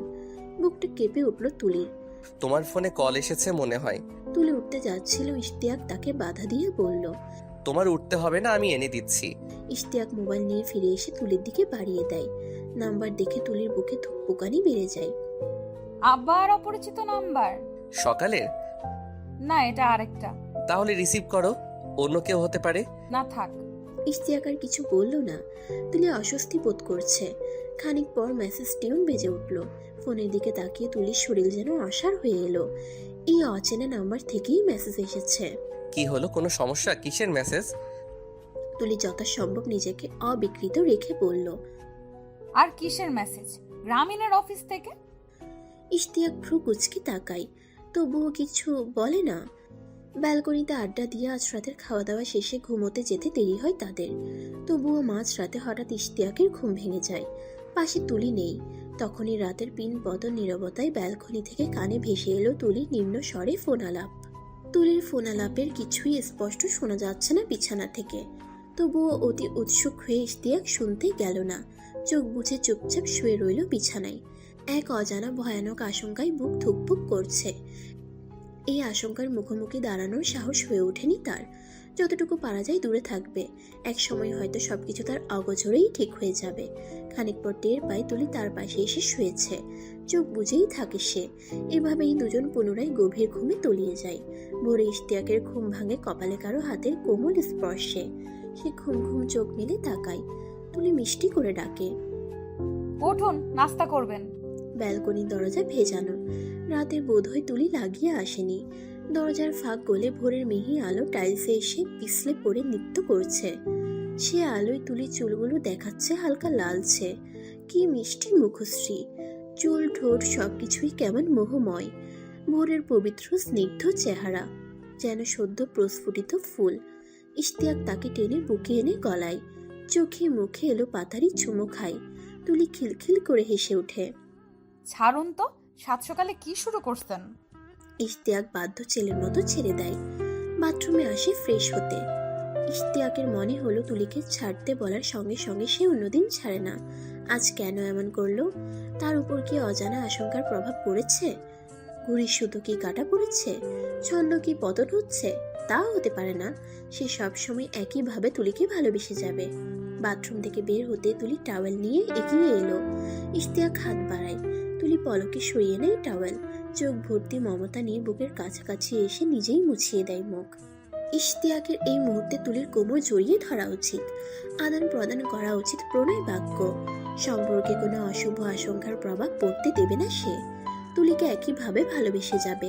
ইশতিয়াক কোমর জড়িয়ে ধরে টেনে কাছে নিয়ে কানে ফিসফিস করে বলল, জানো, আমি তো বিয়েই করতে চাইতাম না। আমার সঙ্গে কেউ এক বিছানায় থাকবে, আমার সবকিছু ব্যবহার করবে, মানে সর্বোপরি আমার সঙ্গে কেউ আছে, এগুলো আমি মানতে পারতাম না। বলো কি? হ্যাঁ ম্যাডাম, আমি আলাদা বাসা নিয়ে থাকি। কেন? বাড়ির কারো সঙ্গে যাই না তাই। সবার সঙ্গে ঝামেলা হয়। আমার বিছানায় কেউ শুইলে মেজাজ খারাপ হয়ে যেত। আমার প্লেট গ্লাস সব আলাদা থাকতো। বাবা, তাই নাকি? কিন্তু আমার সঙ্গে তো সবই ঠিক আছে। মনে হচ্ছে এত ভালো বর পৃথিবীতে দ্বিতীয়টি হয় না। শুধু তোমার সঙ্গে আমি এমন। তোমাকে দেখেই প্রথম ভেবেছিলাম বিয়ে করব। এর আগে চিরকুমার থাকার সিদ্ধান্ত ছিল। কথা সাহিত্যিক হুমায়ুন আহমেদের একটা উক্তি আছে, সবাই তোমাকে কষ্ট দিবে, তোমাকে শুধু এমন একজনকে খুঁজে নিতে হবে যার দেয়া কষ্ট তুমি সহ্য করতে পারবে। তুমি আমার সেই মানুষ যার সব কিছু আমার কাছে সহনীয়। কিন্তু আপনি যেগুলো বলেছেন তাতে তো মনে হয় না কেউ আপনাকে কষ্ট দেয়। মিছে মিছে আপনিই কষ্ট পান। মানুষ সামাজিক জীব, আদিকাল থেকে দলবদ্ধ হয়ে বসবাস করে। কিন্তু আপনার বিছানায় কেউ থাকতে পারবে না, প্লেটে হাত দিতে পারবে না, তা কি হয়? এসব আমি জানি, তবু আমি কেন যেন মেনে নিতে পারি না। কিন্তু তোমার বেলায় সব কিছু ঠিকঠাক। জানো, তোমাদের বাসায় যখন থাকতাম, একদিন বাথরুমে গিয়ে মাথায় শ্যাম্পু দিয়েছি, তখনই দেখি পানি নাই। আঙ্কেলের ফোনে কল দিচ্ছি, রিসিভ হয় না। তারপর মাথা ধুয়ে গামছা গায়ে দিয়ে তোমাদের কলিং বেল চাপলাম, তখন তুমি দরজা খুলে দিলে, মনে আছে? হ্যাঁ, একদম মনে আছে। কিন্তু এখন তো ছাড়ুন আমাকে। জড়িয়ে ধরে আর কতক্ষণ থাকবেন? আরে আগে শোনো, তখন তুমি দরজা খুলে দিয়ে আমার অবস্থা দেখে মুখ টিপে হেসেছিলে না? কিন্তু নাস্তা করে নিন, তারপর শুনবো। ব্যস্ত হয়েও না তো, আগে শুনবে তো। মুখ টিপে হাসলে তখন তোমার গালের মাংস ডিমের কুসুমের মতো একপাশে দলা পাকায়। তুলি পুরো কথা শেষ করতে না দিয়ে বলল, মানে? আরে তুমি মুখ টিপে হাসলে গালের মাংস চোখের নিচের ওই দিকে, এই যে এই জায়গায় গিয়ে ডিমের কুসুমের মতো হয়ে যায়। সেদিন দেখেই আমার কামড় দিতে ইচ্ছা করছিল। তুলি কাঁচ ভাঙা হাসিতে ফেটে পড়ে। তারপর ভাবলাম এই মেয়েকেই বিয়ে করব। যখন ব্যাংকে চাকরি হলো তখনই নিজেকে গুছিয়ে নিয়ে বিয়ের প্রস্তাব দিলাম। ঠিক আছে জনাব, কিন্তু এখন নাস্তা করুন। হ্যাঁ চলো। ইশতিয়াকের মুখোমুখি বসার জন্য তুলি সামনে চেয়ার টানতেই টুংটাং শব্দ করে চেয়ার থেকে চামচ পড়ল মেঝেতে। চামচ এখানে কখন রেখেছিল কে জানে। মাথা নুইয়ে তুলতে গিয়ে ইশতিয়াকের নগ্ন পায়ের দিকে চোখ যায়। এক পায়ের উপর আরেক পা রাখা, কি নান্দনিক দৃশ্য। ফর্সা পায়ের বুড়ো আঙ্গুলে পাতলা লোম। পুরুষ মানুষের পাও এত সুন্দর হয় বুঝি? তুলির ইচ্ছা করেছে পা দুটো কোলে তুলে বিড়ালের মতন আদর করতে। কি হলো, টেবিলের নিচে ঘুমিয়ে গেলে নাকি? তুলি মুচকি হেসে উঠতে উঠতে বলল, চুম্বুকে আটকে রেখেছে। কি সব আবোল তাবোল বলো। আচ্ছা, আপনার পা লম্বা করে আমার কোলে রাখবেন? ইশতিয়াক ভ্রু কুচকে বলল, কিভাবে? চেয়ারে বসে আছেন তো, সেখান থেকে বসে আমার কোলে রাখবেন পা। তা কেন? রাখুন না প্লিজ। ইশতিয়াক পা লম্বা করে কোলে দেয়। তুলি বাঁ হাতে দুপা জড়িয়ে ধরে বসে। প্রতিদিন এইভাবে খাবো, আপনি পা কোলে দেবেন। ইশতিয়াক মুচকি হেসে বলল, কিন্তু আরো কিছুক্ষণ এভাবে থাকলে আমার পা অবশ হয়ে যাবে, তখন আবার পঙ্গু বলে ছেড়ে চলে যাবে। তুলি মুচকি হেসে বলল, তা কেন? আমার উড়ু টেবিলে বেজে গেছে। ইস, আচ্ছা নামান। ইশতিয়াক পা নামাতেই তুলি নিজের পা জুতো থেকে বের করে ইশতিয়াকের পায়ের পাতায় রাখে। একবার আপনার পা উপরে থাকবে, আরেকবার আমার পা। আচ্ছা। দেখুন, ছুটির দুদিন কেমন চলে যাচ্ছে। কাল থেকে আবার তোমার অফিস। ইশতিয়াক কিছু বলল না। খানিক পর তুলি পুনরায় বলল, এই শুনুন না, আজ তো শনিবার, আপনার অফিস ছুটি আছে। চলুন না আমাদের বাসায়, আম্মুকে দেখতে ইচ্ছে করছে। ইশতিয়াক খানিক ভেবে বলল, তোমাকে দিয়ে চলে আসবো, যখন বলবে আবার গিয়ে নিয়ে আসবো। আপনার একা থাকতে সমস্যা হবে না? না, একা থেকে আমি অভ্যস্ত, তবে তোমাকে মিস করব, আর মিস করলে চলে যাব, সমস্যা নেই। আচ্ছা ঠিক আছে জনাব। দুপুরে দুজন বের হয় রিক্সা নিয়ে। মামা মুগদা যাওয়ার আগে একটা মিষ্টি মাষ্টির দোকান দেখে থামাবে। তুলি চোখ পাকিয়ে বলল, তা কেন? দামান যাবে শ্বশুর বাড়ি। আমাদের বাড়িতে বাচ্চা কাচ্চাও নেই, এসব লাগবে না। তুমি তো ওই বাড়ির বাচ্চা যে কিনা খেতে বসে বলে পা কোলে দিন, যেন না দিলে খাবে না। তুলি ফিক করে হাসে। তাই বলে বাচ্চা মেয়ে? তো বাচ্চা মেয়ে না, বাচ্চা ছাড়া কেউ বলবে একবার আপনার পা উপরে থাকবে আরেকবার আমার পা? তুলি মুখে হাত দিয়ে খিলখিল করে হাসে। তো আমি বাচ্চা হলে কি হলো? বাচ্চা বলি তুমি যে কয়দিন থাকবে তার জন্য আইসক্রিম চকলেট এসব নিব। দোকানের কাজ সেরে দুজন খুনসুটি করতে করতে চলে এলো মুক্তা। তুলি আগে গেট খুলে ভেতরে গেল। এখান থেকে প্যাসেজ গিয়ে লেগেছে মেইন দরজায়। বাঁ পাশে বাউন্ডারি ঘেঁষে কিছু ফুল গাছ আর টবে চারা দেখা যাচ্ছে। তুলি কলিং বেল চাপ দিয়ে কাজের মেয়ে এসে দরজা খুলে দিয়ে আপা আসছে বলে জড়িয়ে ধরলো তুলিকে। ইশতিয়াক ব্যাকপ্যাক দিল ওর কাছে, তাকে সিটিং রুমে বসিয়ে তুলি ভেতরে গেল। তুলির মা হুসনা বেগম এলেন। ইশতিয়াক সালাম দিল। তোমরা আসবে জানতাম না তো বাবা। বোকা মেয়েটাও বলেনি, জানলে ওর বাবা বাসায় থাকতেন। তুমিও নাকি আজ থাকবে না? সমস্যা নেই আম্মু, আমি আবার নিতে আসবো তো। থাকবে না কেন বাবা? এখান থেকে তো একটু আগে বের হলেই অফিসে যেতে পারবে। আজ একটু কাজ আছে। কুশল বিনিময় শেষে তুলি সহ তারা চলে গেলেন। ইশতিয়াক সিটিং রুমে বসে টিভি দেখছে। কাজের মেয়ে নাস্তা দিয়ে গেল। তুলি একটু পরই শাড়ি চেঞ্জ করে সালোয়ার কামিজ পরে এলো। সালোয়ার কামিজ পরতে কি আরাম। ইশতিয়াক মুচকি হেসে বলল, তাহলে তাই পরবে, শাড়ি পরো কেন? আপনার জন্যই। আমি কিন্তু বেশিক্ষণ বসবো না। কি বলেন, খেয়ে দিয়ে যাবেন? আরে না, আমার কলিগদের সঙ্গে আজ আড্ডা দেব। ও আচ্ছা ঠিক আছে। কিন্তু বিদায় তো এখান থেকে নেওয়া যাবে না। আব্বু কখন ফিরবে ঠিক নাই, আর আম্মুকে ডেকে দিচ্ছি। আরে না, সেটা না, তো তোমার রুমে নিয়ে চলো। তুলি চোখ পাকিয়ে বলল, কেন? বিদায় নিব। তার জন্য রুমে যাওয়ার কি আছে? রুমে নেওয়া কি নিষেধ? তাহলে থাক। আরে না, চলুন। ইশতিয়াক রুমে এসেই দরজা লাগিয়ে দেয় ভেতর থেকে। তুলি আটকে উঠে বলল, এটা কি হলো? ইশতিয়াক মুচকি হেসে ওর দিকে এগিয়ে গেল। তুলি পিছু যেতে যেতে খাটের কাছে গিয়ে আটকে যায়। ইশতিয়াক ওর মুখটা আজলা করে ধরে চোখে চোখ রেখে স্লথ গতিতে দুজনের ঠোঁট ঢুকে পড়ে অপর ঠোঁটে।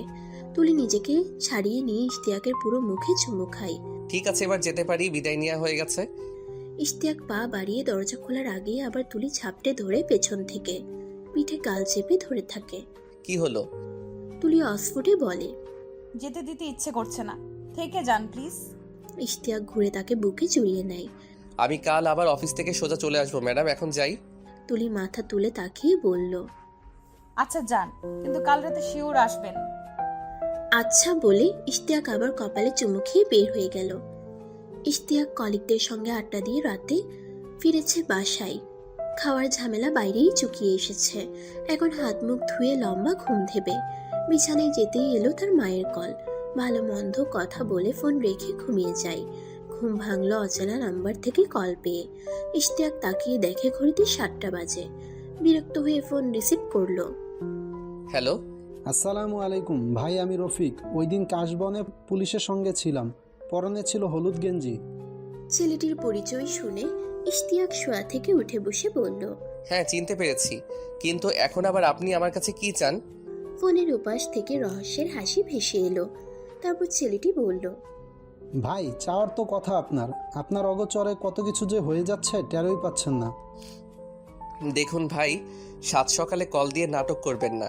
আমার অফিস আছে, আমি 8টায় উঠে গোসল খাওয়া দাওয়া করে অফিসে বের হই। আপনি ভোরে কল দিয়ে ঘুম নষ্ট করেছেন। ভাই জীবনেই যেখানে নষ্ট হয়ে যাচ্ছে সেখানে ঘুমিয়ে কি হবে? সত্যি বলতে আপনাকে দেখে ভালো মানুষ মনে হয়েছে। দুদিন থেকে ভেবেই যাচ্ছি দুনিয়াতে বুঝি ভালো মানুষের সঙ্গেই শুধু এমন হয়। ভাই আপনি কি বলতে চাচ্ছেন বলুন, না হয় আমি কল কেটে দেব। ভাই আপনাকে জরুরি কিছু তথ্য দিতে চাচ্ছি। ওই দিন ভাবি টাকা দিয়ে বললেন আপনাকে না শোনাতে, তাই কিছু বলিনি, কিন্তু আজ ভেবে দেখলাম তাতে আপনার বিরাট ক্ষতি হচ্ছে। ইশতিয়াকের বুকের ধুকপুকানি বেড়ে গেছে, পায়ের তালু ঘেমে যাচ্ছে। সে শঙ্কিত হলেও বুঝতে দিল না রফিককে। বিরক্তি নিয়ে বলল, আরে ধুর ভাই, কথা এত না পেঁচিয়ে বলুন কি হয়েছে। ভাই এভাবে তো বলা যাবে না। ভাবি আমাকে ভ্যানিটি ব্যাগে যত টাকা ছিল সব দিয়ে গেছে আপনাকে না বলার জন্য। কি সব আবল তাবল কথা বলছেন? ও কখন টাকা দিল? টাকা যে দিছে সেটারও ভিডিও আছে ভাই। টাকা কেন দিছে? আমি ভাবির ফোন হাতে নেওয়ার পর দেখি একটা নাম্বার থেকে অনেক কল এসেছে, সঙ্গে একটা মেসেজ। সেখানে লেখা আমাদের পুরনো কিছু ছবি দিয়েছি, হোয়াটসঅ্যাপ দেখো। আমি তখন হোয়াটসঅ্যাপে গিয়ে পাই। কিসের ছবি? এরকম তো হবে না ভাই, ভাবি আমাদের টাকা দিয়ে গেছে আপনাকে না দিতে। আর ভাই আরেকটা সমস্যা দেখা দিছে, আমার সাথে ছেলেটা ভিডিও আর ছবিগুলো যখন তখন নেটে দিয়ে ভাইরাল করে দিতে পারে। ওর নাকি কিসের একটা পেজ আছে, সেটার রিচের জন্য, ভাইরাল করার জন্য। এগুলো নাকি একেবারে পারফেক্ট। তখন তো আপনার ইজ্জত যাবে। ইশতিয়াক ধমক দিয়ে উঠল, আরে বেটা ভূমিকা বন্ধ কর, কি চাস সেটা বল। ছবি ভিডিও কি আছে পাঠা দেখি। ভাই হোয়াটসঅ্যাপে বিকাশ নাম্বার দিচ্ছি, 5,000 টাকা পাঠান আগে, আর সব তথ্য পেয়ে গেলে আরও 5,000 পাঠাবেন। ইশতিয়াকের ক্রোধে শরীর কাঁপছে। সে নিজেকে সামলে নিয়ে অবিকৃত গলায় বলল, আগে 5,000 পাঠানোর পর এডিট করা ছবি দিলে, অথবা কিছুই না পাঠালে? ভাই আপনাকে আগে পাঠাচ্ছি ভাবি যে আমাকে টাকা দিছিল তার ভিডিও, তারপর আপনি টাকা পাঠান। ইশতিয়াকের মনে হচ্ছে কেউ তার কলিজা মুঠোয় নিয়ে মুচড়ে ধরেছে। সে প্রাণপণে চাচ্ছে এই ছেলেটার ভিডিও যেন এডিট করা থাকে, সবকিছু যেন মিথ্যে হয়। তার কাছ থেকে টাকা নিয়ে যেন প্রতারণা করে কিছুই না পাঠায়। সে শঙ্কিত গলায় বলল, আচ্ছা তাহলে ফোন রাখছি, আপনি হোয়াটসঅ্যাপ চেক করুন, ভিডিওর সাথে বিকাশ নাম্বার দিচ্ছি। ইশতিয়াক ফোন রেখে চোখ বন্ধ করে 2 হাতে মুখ আজলা করে ধরে বসল। হোয়াটসঅ্যাপে নোটিফিকেশন টিউন বাজতেই মোবাইল হাতে নিয়ে দেখে ছেলেটি ভিডিও পাঠিয়েছে। ইশতিয়াকের বুকে ধুকপুকানি বেড়ে যায়, পা যেন অসাড় হয়ে আসে, মাথার রগগুলো ফুলে যাচ্ছে, কান দিয়ে গরম ভাব বেরোচ্ছে। তার কাছ থেকে তথ্যগুলো লুকাতে তুলি এই ছেলেদের টাকা দিয়েছে ভাবতেই পারে না। সে কাপা কাপা হাতে ভিডিওতে ক্লিক করে। নিজের চোখে বিশ্বাস করতে পারছে না। ভিডিওতে দেখা যাচ্ছে সে পুলিশের সঙ্গে কথা বলছে। তুলি তার দিক থেকে মুখ ফিরিয়ে ভ্যানিটি ব্যাগ আড়াল করে টাকা দিচ্ছে ছেলেটিকে, অথচ রিকশায় কিংবা বাসায় এসেও তাকে এ কথা বলেনি তুলি। চোখ ঝাপসা হয়ে এলো। মোবাইল বিছানায় রেখে 2 আঙ্গুল দিয়ে কপাল ঘষছে। মস্তিষ্কের ভেতর খুব দ্রুত সন্দেহের গাছ রোপণ হয়ে সেই গাছ বড় হয়ে ডালপালাও ছাড়াতে শুরু করেছে। তার বিকাশে এত টাকা এখন নেই। মোবাইল হাতে নিয়ে মেসেজ দিল, বিকাশ নাম্বার দেন, আমি টাকা পাঠাচ্ছি। আপনি আমাকে সবকিছু হোয়াটসঅ্যাপে সেন্ড করেন, আর আমাকে দিয়ে সবকিছু ডিলিট করে দেবেন। টাকা লাগলে আরও দেব, তবুও এগুলো ডিলিট চাই। নেটে ছাড়লে আমি মামলা করতে বাধ্য হব। ছেলেটি মেসেজ দিল। আরে ভাই এগুলো ভাববেন না, বিকাশ নাম্বার দিছি দেখুন, টাকা ছাড়েন তাড়াতাড়ি। বিকাশ নাম্বার পেয়ে ইশতিয়াক উঠে দাঁড়ায়, একটা গেঞ্জি গায়ে দেয়, মানি ব্যাগ মোবাইল নিয়ে বের হয়ে পড়ে। রাস্তায় গিয়ে মনে পড়লো সিগারেট আনেনি। পাশের দোকানে গিয়ে সিগারেট নিল একটা। ঘন ঘন টান দিয়ে ধোঁয়া ছেড়ে গেল মোড়ের বিকাশের দোকানে। সে টাকা পাঠিয়েই হোয়াটসঅ্যাপে আর চেক করলো না। কোলাহলের এই রাস্তায় কিছুই দেখতে চায় না। দোকান থেকে বের হয়ে হাঁটতে থাকে। নিজেকে বুঝাই যাই ঘটুক, যাই হোয়াটসঅ্যাপে দিক, সে তুলিকে এভাবেই ভালোবেসে যাবে। সময় সবকিছু ঠিক করে দেবে। এত রেগে যাওয়ার মানেই হয় না। তার জায়গায় অন্য কেউ হলে এগুলো হয়তো খেয়ালই করতো না। সে এমন তো নিজেই জানে। বাড়ির সবাই বলে এখন বিবাহিত, আগের স্বভাব ছাড়তে হবে। নিজেকে শাসন করতে করতে ইশতিয়াক বাসায় চলে আসে। হোয়াটসঅ্যাপ চেক না করে বিছানায় বসে আরেকটা সিগারেট ধরায়। ধোঁয়া ছাড়ে ঘন ঘন। ডাটা অন করে সে।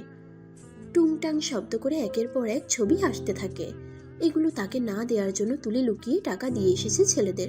কথাটা মনে পড়তেই ইশতিয়াক সিগারেট ছুঁড়ে মারে দেয়ালে। মোবাইল হাতে নেয়, কাপা কাপা হাতে হোয়াটসঅ্যাপে ঢুকে। প্রথম ছবি একটা ছেলের সঙ্গে ধান ক্ষেতের জমির আইলে বসা। আরেকটা সবুজ ঘাসে ওই যুবকটির বুকে শুয়ে আছে। আরেকটা খড়ের স্তূপের উপর বসে ঠোঁটে চুম্বনরত অবস্থায়। কিছু নোট পিকচার, একটা ভিডিও সেলফি ক্যামেরায় তোলা, যেখানে দেখা যাচ্ছে দুজনই একটা জমির আলে বসে আছে। সামনে পেছনে সবুজ স্থান তাদেরকে ঢেকে রেখেছে নিরাপত্তার চাদরে। ছেলেটি ওর স্তনে হাত রেখে চোরার চাহনিতে চারদিকে তাকিয়ে দেখছে কেউ আসছে কিনা। ইশতিয়াক আর ভিডিওটি দেখতে পারে না। মোবাইল ছুঁড়ে ফেলে বিছানায়। সে জন্মের পর থেকে কখনো তার কিছুতেই অন্যের ভাগ, অন্যের ছোঁয়া সহ্য করতে পারে না। ছোট ভাইটিকে একবার তার গেঞ্জি পরায় বেধড়ক মারধর করেছিল, সেই তারই স্ত্রীকে অন্য কেউ। আর তুলি ভাবতেই তার গা গুলিয়ে উঠল। এত জঘন্য মিথ্যাচার! বাসর রাতেই বলেছিল সেই নাকি প্রথম পুরুষ। কোনো পরপুরুষের ছোঁয়া এর আগে সে কখনো পায়নি। আর এই ছবি ভিডিওগুলো গোপন রাখতে তার অগোচরে টাকাও দিয়ে এসেছে। জায়গাটা গ্রাম এলাকা মনে হলো। ছেলেটা ওর মামার বাড়ির হয়তো। আচ্ছা, তুলি যে ছেলের সঙ্গে এত ঘনিষ্ঠ ছিল, তাকে কেন বিয়ে করেনি? ভাবতেই ইশতিয়াকের ঘেন্নায় গা রি রি করে উঠল। সে একজন ব্যাংকার বলে ওই ছেলেকে ফেলে বিয়ে বসেছে। তাহলে এসব প্রেম, ভালোবাসা, প্রণয় বাক্য সবই মন ভোলানো। একদলা থুতু টাইলসের মেঝেতেই ফেলে দিল ইশতিয়াক।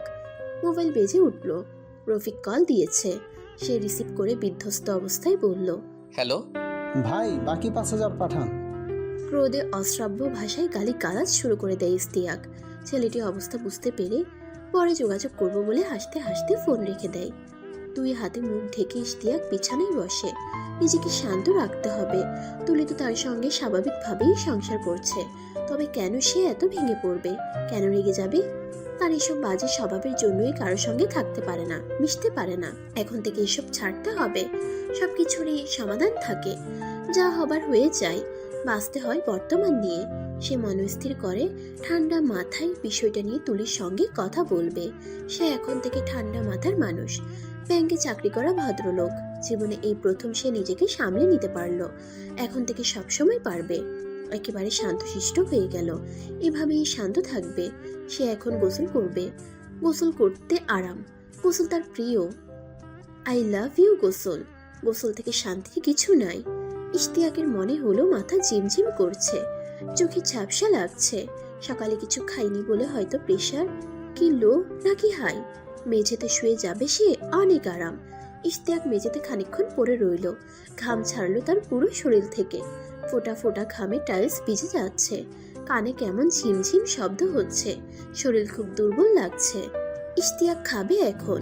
সকালে উঠে হাত মুখ ধুয়ে দাঁত ব্রাশ করতে হয়, নাস্তা করতে হয়। সে কিনা কোথাকার রফিক টফিকের পাল্লায় পড়েছে। ইশতিয়াক উঠে ধীরে ধীরে এলোমেলো পায়ে হেঁটে টেবিলে গিয়ে এক চুমুক পুরো গ্লাস পানি খেলো। সকালে বেশি পানি খাওয়া নিয়ম। ইশতিয়াক একের পর এক গ্লাসে পানি ঢেলে খায়। খালি পেটে শুধু পানি খেলে হয় না, সঙ্গে কিছু খেতে হয়। ইশতিয়াক ব্রেড আর জেলি নিয়ে এলো। ব্রেডে জেলি লাগিয়ে এক পিস শেষ করে তার মনে পড়লো দাঁত ব্রাশ করেনি। ব্রেড জেলি রেখে চলে গেল বাথরুমে। আয়নায় তাকালো সে। চোখ অস্বাভাবিক লাল হয়ে আছে। ঘুম হয়নি ঠিকঠাক। মনে মনে গালি দিল ধান্দাবাজ রফিককে। সে আর বেশিক্ষণ নিজের সঙ্গে প্রতারণা করতে পারল না, শাসিয়ে রাখতে পারল না। কান্না দলা পাকিয়ে এলো গলায়। তাড়াতাড়ি শাওয়ার ছেড়ে দেয় ইশতিয়াক। বসে পড়ে মেঝেতে, হাউমাউ করে কেঁদে ওঠে। তুলিকে কেউ চুমু দিয়েছে, বিশেষ অঙ্গে স্পর্শ করেছে। তুলি সেটা উপভোগ করেছে। এখন আবার তার সঙ্গে একেবারে নিষ্পাপ বালিকার অভিনয় করে সংসার করছে। ইশতিয়াক যেন কোনোভাবেই মেনে নিতে পারছে না। তার নিজের রুচি নিয়েই এখন হতাশ হচ্ছে। সে কি করে তুলির মতো? না, তুলিকে নিয়ে এগুলো ভাববে না সে। তুলিকে আগের মতোই ভালোবাসবে। ছবিগুলো এডিট করা, ভিডিও এডিট করা। দুনিয়া কোথায় গেছে তার জানা নেই, প্রযুক্তি কোথায় গেছে তার জানা নেই। এগুলো নিখুঁত এডিট। তুলির সঙ্গে সে কথা বলবে। শাওয়ারের পানির সঙ্গে তার চোখের জলগুলো মিশে যায়। উঠে দাঁড়ায় ইশতিয়াক। ভেজা কাপড় ছেড়ে টাওয়েল দিয়ে শরীর মুছে নেয়। কাপড় পাল্টে নাস্তা করতে বসে। নিজেকে বোঝায় যেন কিছুই হয়নি, সবকিছু ঠিকঠাক আছে। খাওয়া, গোসল সবকিছু ঠিকঠাক করতে হবে। অফিসে কল দিয়ে আজকের জন্য ছুটি নিয়ে নেয়। নাস্তা শেষে বের হয় রিক্সা নিয়ে। তুলিদের বাসার কাছাকাছি যখন পৌঁছে গেছে তখন ঠিক দুপুর 12টা। ইশতিয়াক বাড়ির গেটের অনেক দূরে থাকতেই দেখে তুলি একটা রিক্সা নিয়ে কোথাও যাচ্ছে। সেও রিক্সা নিয়ে ফলো করে পিছু পিছু যায়। খানিক পর একটা পার্কের সামনে গিয়ে থামে ও রিক্সা। ভাড়া চুকিয়ে তুলি গেট দিয়ে ঢুকে পড়ে। ইশতিয়াকও তাড়াতাড়ি রিক্সা ভাড়া দিয়ে সাবধানে ছুটে যায় সেদিকে। তুলি একটা গাছের নিচে দাঁড়িয়ে কাউকে কল দিচ্ছে। খানিক পর ফোন কানে নিয়ে তুলির দিকে এগিয়ে এলো ছবির সেই ছেলেটি। তুলিকে দেখেই ছুটে গিয়ে জড়িয়ে ধরে কেঁদে ফেললো। তুমি কিভাবে পারলে আমাকে রেখে বিয়েতে বসতে? কিভাবে পারলে তুমি? আমাদের কত স্মৃতি, আমরা একে অন্যের শরীরের প্রতিটার পশম পর্যন্ত চিনে, আর তুমি এখন বলো আমাকে চেনোই না। এরকম কেন করলে আমার সঙ্গে? জানি তুমি বাধ্য হয়ে বিয়েতে বসেছো, আমার তাতে কিছু যায় আসে না। চলো আমরা পালিয়ে যাই এখান থেকে কোথাও। কথাগুলো শুনে ইশতিয়াকের মাথায় যেন আগুন ধরে যায়। পুরো শরীরের লোম মাথা তুলে দাঁড়িয়েছে। কান দিয়ে বেরোচ্ছে গরম তাপ। হাতের মুষ্টি শক্ত হয়ে এসেছে। তার চোখে বিশ্বাস করতে পারছে না। সে কি কোনো স্বপ্ন দৃশ্য দেখছে? ছেলেটি তুলিকে জড়িয়ে ধরে একের পর এক অভিযোগ করে যাচ্ছে। তুলি কোনো জবাব দিতে পারছে না। নির্বাক হয়ে দাঁড়িয়ে আছে সে, কারণ স্পষ্ট দেখতে পাচ্ছে অদূরে দাঁড়িয়ে আছে ইশতিয়াক। চোখ দুটো থেকে যেন আগুনের স্ফুলিঙ্গ বেরোচ্ছে। কেমন বিধ্বস্ত দেখাচ্ছে মানুষটিকে। ইশতিয়াক এদিকে এগিয়ে আসছে। তার এখন কি করা উচিত? কি হচ্ছে এসব? তুলি কিছু বুঝে ওঠার আগেই ছেলেটার গলা আর ঘাড় ধরে ইশতিয়াক হ্যাচকা টান দিয়ে ফেলে দিল মাটিতে। তুলিও টাল সামলাতে না পেরে পড়লো গিয়ে একটা গাছের গোড়ায়। পলকে ছেলেটি মাটি থেকে উঠে তুলিকে তুলে দিয়ে ইশতিয়াকের দিকে ধেয়ে এসে বলল, এই মিয়া, আপনি কে? আমি ওর হাজবেন্ড। ছেলেটি খানিকক্ষণ ইশতিয়াকের মুখের দিকে তাকিয়ে থেকে পায়ে পড়ে গেল। ভাই বিশ্বাস করেন, ওকে ছাড়া আমি বাঁচবো না। আমি জানি ওকে জোর করে বিয়ে দেওয়া হয়েছে। প্লিজ ভাই, আপনি আমার হাত তুলে দেন ওকে। প্লিজ ভাই, আপনি আমার হাতে তুলে দিন ওকে। কথাটি শেষ করার আগে ইশতিয়াক প্রচন্ড জোরে ছেলেটির গালে চড় দিয়ে পা ছাড়িয়ে নিয়ে বুকে লাথি মেরে ফেলে দেয় মাটিতে। তুলি বিস্ময়ে এতক্ষণ নির্বাক হয়ে দাঁড়িয়েছিল। চেতনা যেন ফিরে পেল সে। ছুটে গিয়ে ইশতিয়াকের হাত ধরে বাধা দিল। পার্কের অন্য উৎসুক জনতাও এদিকে ছুটে এসেছে। ইশতিয়াক ঘুরে লোক সম্মুখেই তুলির গালে চড় বসিয়ে দিল।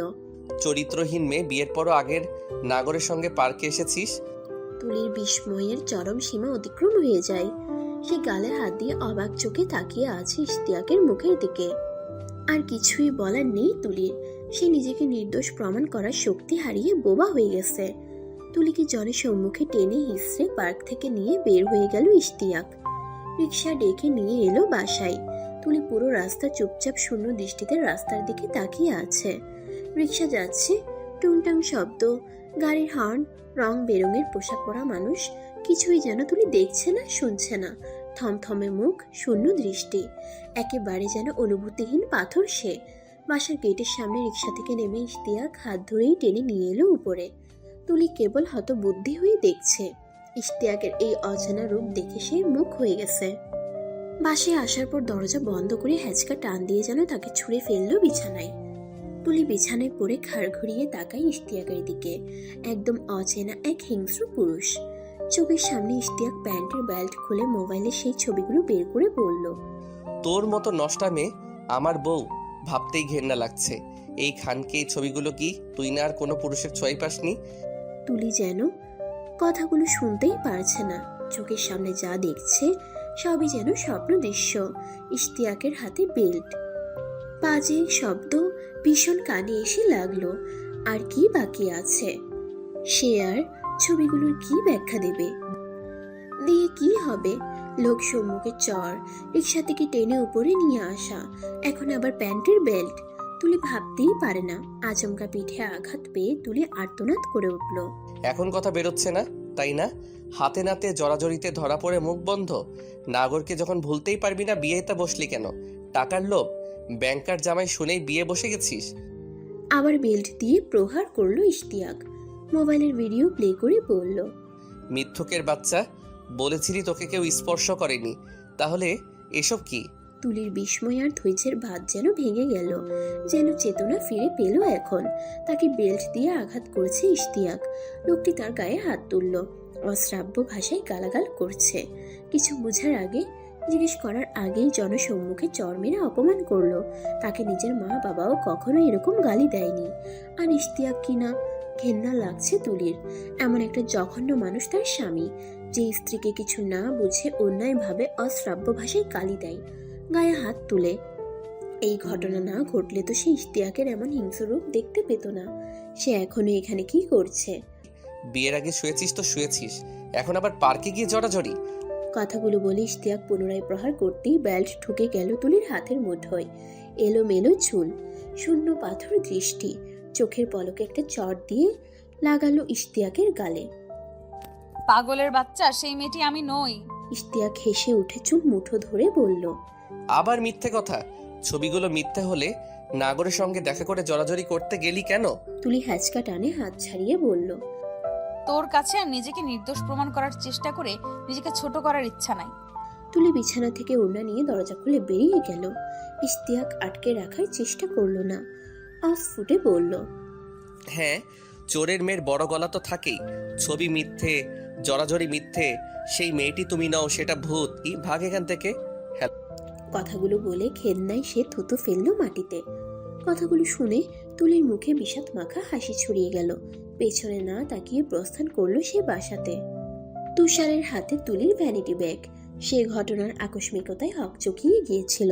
খানিক পর রিক্সার পিছু পিছু ছুটে গিয়েও তুলিদের হারিয়ে ফেললো। দুঃখে কষ্টে ঘিরে যাবে ফুপুর বাসায়, তখনই মনে পড়লো তুলির ভ্যানিটি ব্যাগ পার্কে গাছের গোড়ায় পড়ে আছে। সেটা নিয়ে যায়নি তুলি। কেউ পেয়ে গেল কিনা কি জানে। পুনরায় সে দৌড়ে ছুটে যায় পার্কে। গাছের নিচেই শেষে পায় ব্যাগ। ব্যাগের ভেতর তেমন কিছুই নেই, কিছু টাকা, মোবাইল আর মেয়েলি সাজগোজের জিনিসপত্র। তুষার মোবাইল হাতে নিয়ে দেখেছে লক করা। এই মোবাইল সে তুলির কাছে ফিরিয়ে না দিলে কিভাবে যোগাযোগ করবে ওর সঙ্গে? এই নাম্বার ছাড়া আপাতত তার কাছে কিছুই নেই। ওর বাসার ঠিকানা সে জানে না। নাম্বারটাও খুঁজে পেয়েছে ভাগ্য গুণে। তুলি ব্যাগের খোঁজে এখানে আসবে এই আশায় সে পার্কের বেঞ্চে শুয়ে আছে। চোখে সোজা গাছের ডালে কিছু কাক বসে কর্কশ গলায় কা কা করছে। সে ভাবছে তুলির বরকে নিয়ে। লোকটা ভালো না। লোক সম্মুখে স্ত্রীর গায়ে হাত তুলেছে। টাকা পয়সা হলেই হয় না, এই সংসার ওর ছেড়ে দেওয়াই উচিত। লোকটা নিশ্চয় মদ গাঁজা খায়, না হলে এমন বদমেজাজি হয় নাকি? কিন্তু ওর সঙ্গে সে এখন কিভাবে যোগাযোগ করবে?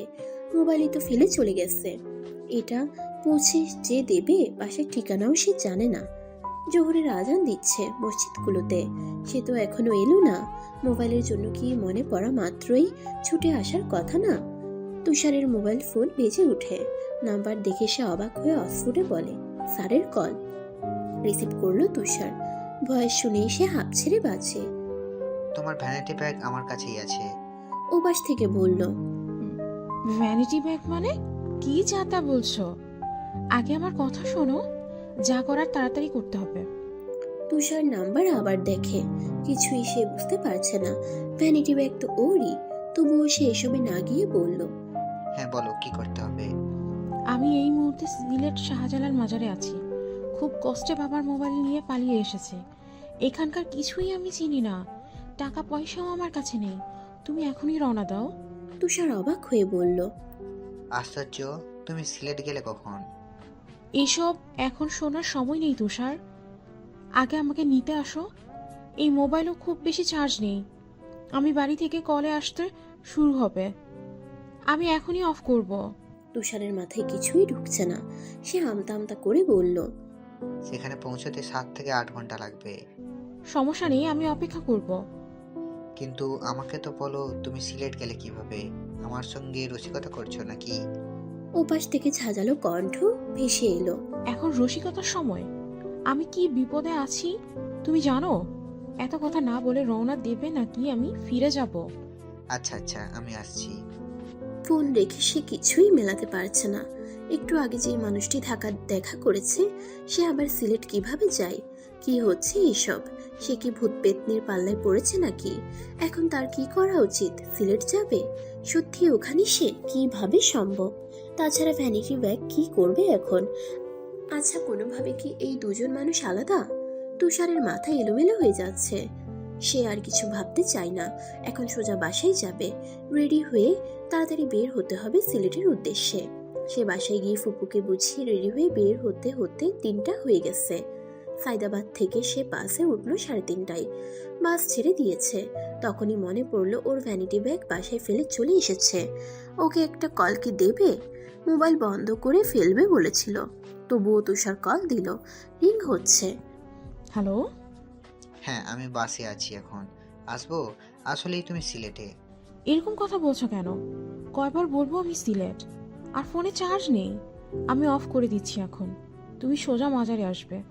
আমার এই নাম্বারে টাকা দিও পারলে, তাহলে আমি নিজেই মোবাইল অন করে কল করব। আচ্ছা ঠিক আছে, কিন্তু আমি ভ্যানিটি ব্যাগ বাসায় ফেলে এসেছি। কিন্তু যে আমার সঙ্গে দেখা করেছে সেই মেয়েটি তুমি হলে তো এখন সিলেটে থাকার কথা না। তাহলে ভ্যানিটি ব্যাগ নিয়ে যাবোই বা কেন? আরে ধুর, তোমার কিসের ভ্যানিটি ব্যাগ আর সেই মেয়ে? কি আবল তাবল বকছো? আচ্ছা আচ্ছা, আমি আসি, তারপর সব বলছি। হুসনা বেগম তুলির দরজায় ডাকাডাকি করছেন। কি হয়েছে বলবি তো তুলি?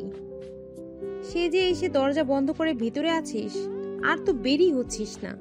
তুলি ভেতর থেকে বলল, কিছুই হয়নি মা, আমি ঠিক আছি। সেই কখন থেকে তো বলছিস ঠিক আছিস, কিন্তু দেখে তো মনে হয়েছে কিছু একটা সমস্যা আছে রে মা। কাজের মেয়েটি বলল, আন্টি, আপারে হাতে ব্যাগও ছিল না আসার সময়ে। হ্যাঁ, বের হয়েছিল হাতে ভ্যানিটি ব্যাগ নিয়ে। তিনি আবার ডাকলেন, তুলি, তোকে ছিনতাইকারী ধরেছিল নাকি? ও পাশ থেকে কোনো জবাবই এলো না। রহিমা, দেখ তো আমার মোবাইল কোথায়? তুলির নাম্বারে কল দিয়ে দেখি। রহিমা গিয়ে মোবাইল নিয়ে এলো। তিনি তুলির নাম্বারে অনেকগুলো কল দিলেন। রিং হচ্ছে কিন্তু কেউ রিসিভ করছে না। রহিমা কান লাগিয়ে দেখে এসে বলল, আপারে রুমের কোনো রিংও হয় নাই আন্টি, তাহলে আপারে ছিনতাইকারী ধরছে মনে হয়। হুসনা বেগম আবার ডাকতে লাগলেন। দরজা খুলতো মা, কি হয়েছে তোর? তুলি দরজা খুলে দিয়ে বিছানায় গিয়ে উপর হয়ে শুয়ে কাঁদতে লাগলো। হুসনা বেগম গিয়ে তুলির পাশে বসে আঁতকে উঠলেন। ওর ঘাড় নিচে এটা কিসের দাগ? কি হয়েছে তুলির? কি হয়েছে মা, কাঁদছিস কেন? তোর পিঠে কিসের দাগ? আর মোবাইল কোথায় ফেলে এসেছিস? তুলি উঠে মাকে জড়িয়ে ধরে কাঁদতে কাঁদতে বলল, আমি আর ওই পশুর কাছে ফিরে যাব না মা, আমি তোমাদের সঙ্গেই থাকবো। তোমরা ডিভোর্সের ব্যবস্থা করো। হুসনা বেগম মেয়ের কথা শুনে বিস্মিত হয়ে গেলেন। সে বের হয়ে গেল একটা কাজে। হুট করে ইশতিয়াককে পেল কোথায়? আর ওর সঙ্গেই বা কি হয়েছে? তিনি মেয়ের মাথায় হাত বুলিয়ে দিয়ে বললেন, কি হয়েছে বল তো মা। তুলি কিছুই বলতে পারছে না। মায়ের বুকে মুখ গুজে শুয়ে কেবলই কেঁদে যাচ্ছে। ওনার চোয়াল শক্ত হয়ে গেল। এই মেয়েটির মুখের দিকে তাকিয়েই তারা বেঁচে আছেন। ও ছাড়া তাদের আর কে আছে? মেয়েটি যদি সুখী না হয় তাহলে এই বিয়ে সংসার দিয়ে কি হবে? তিনি মেয়েকে শীতল গলায় বললেন, মা কি হয়েছে বলতো? তোর ঘাড়ের নিচে কিসের দাগ? দেখি কামিজ তুলতো। কিছু না মা, এগুলো। তিনি নিজেই কামিজ তুলে দেখে বিস্মিত হয়ে গেলেন। ওর পিঠে অনেকগুলো মারের দাগ।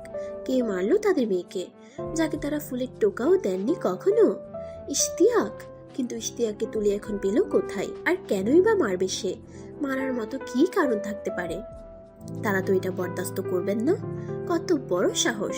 তাদের মেয়ের গায়ে হাত দেয়। তিনি তুলির মাথা টেনে তুলে বললেন, কে তোকে এমন করেছে বলতো মা? সব বল আমাকে। তুলি আস্তে আস্তে মাকে সব বলতে শুরু করে।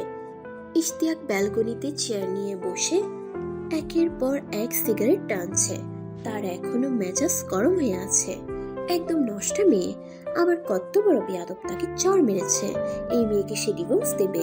এমন মেয়েকে সে কিভাবে ভালোবেসেছিল, কিভাবে ওর প্রেমে পড়েছিল? নিজের রুচির প্রতি ঘেন্না লাগছে তার। খানিক পরেই তার ফোন বেজে উঠল। মায়ের কল। রিসিভ করলো সে। হ্যালো। ইশতিয়াক বাবা, হঠাৎ করে কি সমস্যা হয়েছে রে? কি সমস্যার কথা বলছো? তুলির মা কল দিয়েছে না, তুই কিনা তুলির গায়ে হাত তুলেছিস। এটা তুই কি করলি বাবা? মেয়েটা নাকি তাদেরকে কারণ কিছুই বলছে না, এখন সে শুধু ডিভোর্স চায়। ইশতিয়াক রোদে বসা থেকে দাঁড়িয়ে গেল। সে আবার ডিভোর্স চাইবে কি? আমি তাকে ডিভোর্স দেব, আর চাইবেই তো ডিভোর্স। কোন মুখের সংসার করবে নষ্টা মাইয়া? বাবা মাথা ঠান্ডা কর, সংসার করতে গেলে অনেক ঝামেলাই হয়, তাই বলে গালাগাল দিতে হয় না, গায়ে হাত তুলতে হয় না, ডিভোর্স দিতে হয় না। তোর বাবা তুলির মাকে বলেছেন এখন এই ডিভোর্স না করে তোদের দুজনকে নিয়ে আগে বসতে। কি হয়েছে সবকিছু আগে আমরা বুঝি, এর আগ পর্যন্ত মেয়ে ওর মা বাবার কাছে থাকুক। এত বোঝাবুঝির কিছু নাই মা, এই মেয়ের সঙ্গে সংসার করতে পারবো না। তুই কোনো মেয়ের সাথে সংসার করতে পারবি না ইশতিয়াক, এই ভালো মেয়ে তাই এতদিন থেকেছে। তুলি ভালো শুনে ওকে অশ্রাব্য ভাষায় গালাগাল শুরু করলো ইশতিয়াক। তার বাবা মোবাইল নিয়ে বললেন, হ্যালো, আমার কথা শোন। হ্যাঁ বলো, কি বলবা? তোর সংসার করা লাগবে না, মেয়ে তো এখন মায়ের কাছে আছেই। আজ সোমবার, আগামী শুক্রবারে আমি আর তোর মা যাব তুলিদের বাসায়। তোর ইচ্ছা হলে যাবি, না হলে তোর যেতেও হবে না। শুধু নতুন কোনো বাড়াবাড়ি করবি না। আমরা আগে যাই, সবকিছু শুনি, ডিভোর্স তখন দিতে হলে দেওয়া যাবে। আচ্ছা ঠিক আছে, যাই করো। এই মেয়ে এখানে আর আসতে পারবে না। আচ্ছা, এবার নিজের অফিস টফিস সব স্বাভাবিক কর। রাখলাম। কল কেটে গেল। ইশতিয়াক আবার সিগারেট ধরায়। অফিস তো সে স্বাভাবিকভাবেই করবে, সবকিছুই স্বাভাবিকভাবেই চলবে। এই মেয়ের জন্য কিছুই আটকে থাকবে না। খালি ফ্ল্যাট, বন্ধু বান্ধব নিয়ে আড্ডা দেবে, তাস খেলবে, দরকার হয় মদ আসবে, দরকার হয় মদ আনাবে। পরের দিন ইশতিয়াক স্বাভাবিকভাবেই অফিসে গেল। তুলি সারাক্ষণ রুমেই দরজা বন্ধ করে কাটাচ্ছে। ভোরে হোসনা বেগম নাস্তা দিতে এলে বলেছে সে মাস্টার্সে ভর্তি হবে আর জব দেখবে। হোসনা বেগম তখন ইশতিয়াকের মায়ের কথা বললেন। তারা কিছু সময় চেয়েছেন, শুক্রবারে এসে কি হয়েছে জানতে চাচ্ছেন। তুলি উত্তরে বলেছে, বসাবসির কিছুই নেই মা, আমি এসব বিষয়ে কাউকে কিছু বলবো না, তারা তাদের ছেলের কাছ থেকেই জানুক কি হয়েছে। আর কোনো কথা বাড়ায়নি হোসনা বেগম। মেয়েটি আপাতত নিজের মতো থাক, নাস্তা কর মা বলে তিনি বের হয়ে গেলেন। তুষার রাত 11টায় সিলেটে এসে পৌঁছেছিল। রাস্তায় অনেক জ্যাম থাকায় এত দেরি হয়েছে। মাজারে এসে যখন সে বিনোদিনীর সঙ্গে সাক্ষাৎ করে তখন 12টা ছুঁই ছুঁই। এই সময়ে ঢাকা ফিরে যাওয়া সম্ভব ছিল না। এদিকে অচেনা এই শহরে অবিবাহিত দুজন ছেলেমেয়ে কোথায় হোটেল পাবে তাও জানা নেই তাদের, তাই মাজারেই আলাদা বসে সময় কাটিয়েছে। এর ভেতরে দুজন নিজেদের কৌতূহলী প্রশ্ন করে সেরে নিয়েছে প্রয়োজনীয় কথাবার্তা। সবকিছু জেনে বিনোদিনী হতবাক। ওর মতো অবিকল একটা মেয়ে আছে শুনে বিশ্বাসই হচ্ছে না। অন্যদিকে বিনোদিনী সিলেট কিভাবে এসেছে, এতদিন কোথায় ছিল, কেন তার সঙ্গে যোগাযোগ করতে পারেনি, সবকিছু শুনে তুষারও অবাক। তাদের দুজনেরই বাড়ি কোমলগঞ্জ। তুষার মুসলিম, বিনোদিনী হিন্দু। ওর বাবা স্কুল শিক্ষক। তুষার বিনোদিনী একই স্কুলে পড়তো। তুষার ছিল ওর 2 ক্লাস উপরে, কিন্তু পাশাপাশি বাড়ি হওয়ায় একই সঙ্গে যাওয়া আসা হতো তাদের। সে থেকে ধীরে ধীরে তাদের প্রেম হয়ে যায়। উঠতি বয়সের এই প্রেম এক সময় গড়ায় শারীরিক সম্পর্কে। কিন্তু বছর কয়েক আগে থেকে গ্রামে হিন্দু মুসলিমদের মাঝে সাম্প্রদায়িক হাঙ্গামা শুরু হয়েছে ক্ষমতার লড়াই, একে অন্যের প্রতি হিংসা বিভেদ। বিনোদিনীর বাবা এই গ্রামের স্থায়ী বাসিন্দা ছিলেন না। স্ত্রী থাকতেন সিলেট আর তিনি কোমলগঞ্জ থেকে শিক্ষকতা করাতেন। কিন্তু একটা সময় এই গ্রামেই স্ত্রীকে এনে ঘরবাড়ি করে বসবাস শুরু করেন। কারণ গ্রামে নিজের সম্প্রদায়ের প্রচুর মানুষ আছে, সবার সঙ্গে মিশে গিয়েছিলেন অনেক। কয়েক বছর থেকে হিন্দু মুসলিম ছেলে মেয়েদের প্রেম নিয়ে 2 ধর্মাবলম্বী লোকই বিরক্ত। এসব নিয়ে কিছুদিন পর পর 2 গোত্রে ঝামেলা হয়। বিচার আচার হয়। তাই যখন তুষার আর বিনোদিনীর বিষয় ছড়িয়ে পড়ে এবং তুষার বাড়াবাড়ি শুরু করে, তখনই হিন্দু সম্প্রদায়ের লোক বসে সিদ্ধান্ত নেয় তারা এখন থেকে এসব মিলেমিশে প্রতিরোধ করবেন। কিছুদিন পর পর প্রেম করে মেয়েরা মুসলমান হবে, এগুলো আর মানা যায় না। বিনোদিনী হঠাৎ পালিয়ে যেতে পারে, এই ভয়ে তারা মাস্টারকে ডেকে বললেন মেয়েকে নিয়ে কোথাও চলে যেতে। এর ভেতরে তারা সবাই মিলে নিজের সম্প্রদায়ের ছেলে খুঁজে বিনোদিনীকে বিয়ে দেবেন। আর এভাবেই এখন থেকে সবাই মিলে মিশে এই সমস্যাগুলোর প্রতিরোধ করবে। মাস্টার পড়লেন বিপদে। একদিকে স্বজাতির চাপ, অন্যদিকে মেয়ে। তাছাড়া বিনোদিনীকে এখান থেকে নিয়ে যাবেন কিভাবে? অনেক ভেবে ওর খাবারে ঘুমের ওষুধ দিলেন। ঘুমানোর পর মুখ হাত বেঁধে রাতেই গাড়ি করে গ্রাম থেকে সিলেট নিয়ে যান। সিলেট ওনার ভাই চা বাগানে থাকে। বিনোদিনী সেখানেই কড়া নজরদারিতে ছিল। এদিকে তুষার ওর খুঁজে পাগল। বিনোদিনীর কোনো খোঁজ নেই, পাগল হয়ে ঘুরে। মুসলিম সম্প্রদায়ের লোকও হিন্দু মুসলিম ছেলে মেয়েদের এসব বিব্রতকর পরিস্থিতি নিয়ে বিরক্ত। তাই তুষারের বাবার কাছে নানান কথা আসতে লাগলো। তিনি অনেক ভেবে সিদ্ধান্ত নিলেন ছেলেকে আপাতত গ্রামে রাখবেন না, তাই ফুপুর বাসায় পাঠিয়ে দিলেন। এলাকায় কখন কোন ঝামেলায় জড়াবে বলা যায় না। শোনা যাচ্ছে মাস্টারের পরিবারের কাউকেও খুঁজে পাওয়া যাচ্ছে না। পরিবারের সিদ্ধান্ত অনুযায়ী তুষার ঢাকা ফুপুর বাসায় ওঠে। এখানে বেশ কিছুদিন থাকার পর হঠাৎ একদিন কাকতালীয়ভাবে রাস্তার অপর পাশ থেকে তুলিকে দেখে ট্যাক্সি লোডের দোকান থেকে বের হতে। তুলিকে দেখে ভাবে এটাই তার বিনোদিনী। ছুটে যায় রাস্তা পার হতে, কিন্তু রাস্তা দ্রুত গাড়ি চলাচলের কারণে যেতে যেতেই হারিয়ে ফেলে ওকে। তখনই মাথায় আসে ট্যাক্সি লোডের দোকানের কথা। নিশ্চয়ই সেখানে নাম্বার পাবে ওর। সে গিয়ে দোকানিকে বলল মোবাইলে রিচার্জ করবে। দোকানি তখন খাতা মেলে বলল নাম্বার বলুন। নাম্বার মুখস্থ থাকলেও তুষার তখন এমনভাবে নাম্বার বলে যেন মোবাইল দেখেই বলতে হচ্ছে তার। এই সুযোগে ক্যামেরায় গিয়ে খাতার পুরো পেজের ছবি তুলে নেয়। বাসায় এসে শেষের নাম্বার তুলে সেভ করতেই ইমো হোয়াটসঅ্যাপে গিয়ে তুলির ছবি দেখে ভাবে এটাই তার বিনোদিনীর নাম্বার। এখন সকাল 11টা। তুষার আর বিনোদিনী বাসে বসে আছে। কপালের অবাধ্য চুল সরিয়ে নিয়ে বিনোদিনী বলল, মেয়েটার জন্য কষ্ট হচ্ছে, তোমার কারণে সে লাঞ্ছিত হলো, ওদের সংসারে ঝামেলার সৃষ্টি হলো। যাই বলো, ওদেরকে খুঁজে বের করে মাফ চেয়ে সব খুলে বলা উচিত। তোমার কি মাথায় দোষ? আমরা এখন কি করব সেটা ভাবো। ফুপুর বাসায় আর যেতে পারবো না। আমি মোবাইলের শোরুমে কাজ পেয়েছি, কিছুদিন হলো টাকা পয়সাও নেই, থাকবো কোথায়, বিয়ে করব কিভাবে সেটাই ভাবছি। তুমি আপাতত ফুপুর বাসায় থাকতে পারবে, ওরা তো আর জানে না আমাকে নিয়ে এসেছো। সুতরাং তুমি ফুপুর বাসায় থাকো আর আমাকে কোথাও থাকার ব্যবস্থা করে দাও। তারপর মাস শেষ হলে বেতন পাবে, এর মাঝে বাসাও খুঁজে নেব। কিন্তু তোমাকে রাখবো কোথায়? আমার কিছু টাকা আছে, তুমি কোথাও রাখার ব্যবস্থা না করতে পারলে আমি আপাতত একটা জায়গায় উঠতে পারবো। কে? মিলনার রাধিকা যে পালিয়ে বিয়ে করেছিল ওই ঢাকায় থাকে।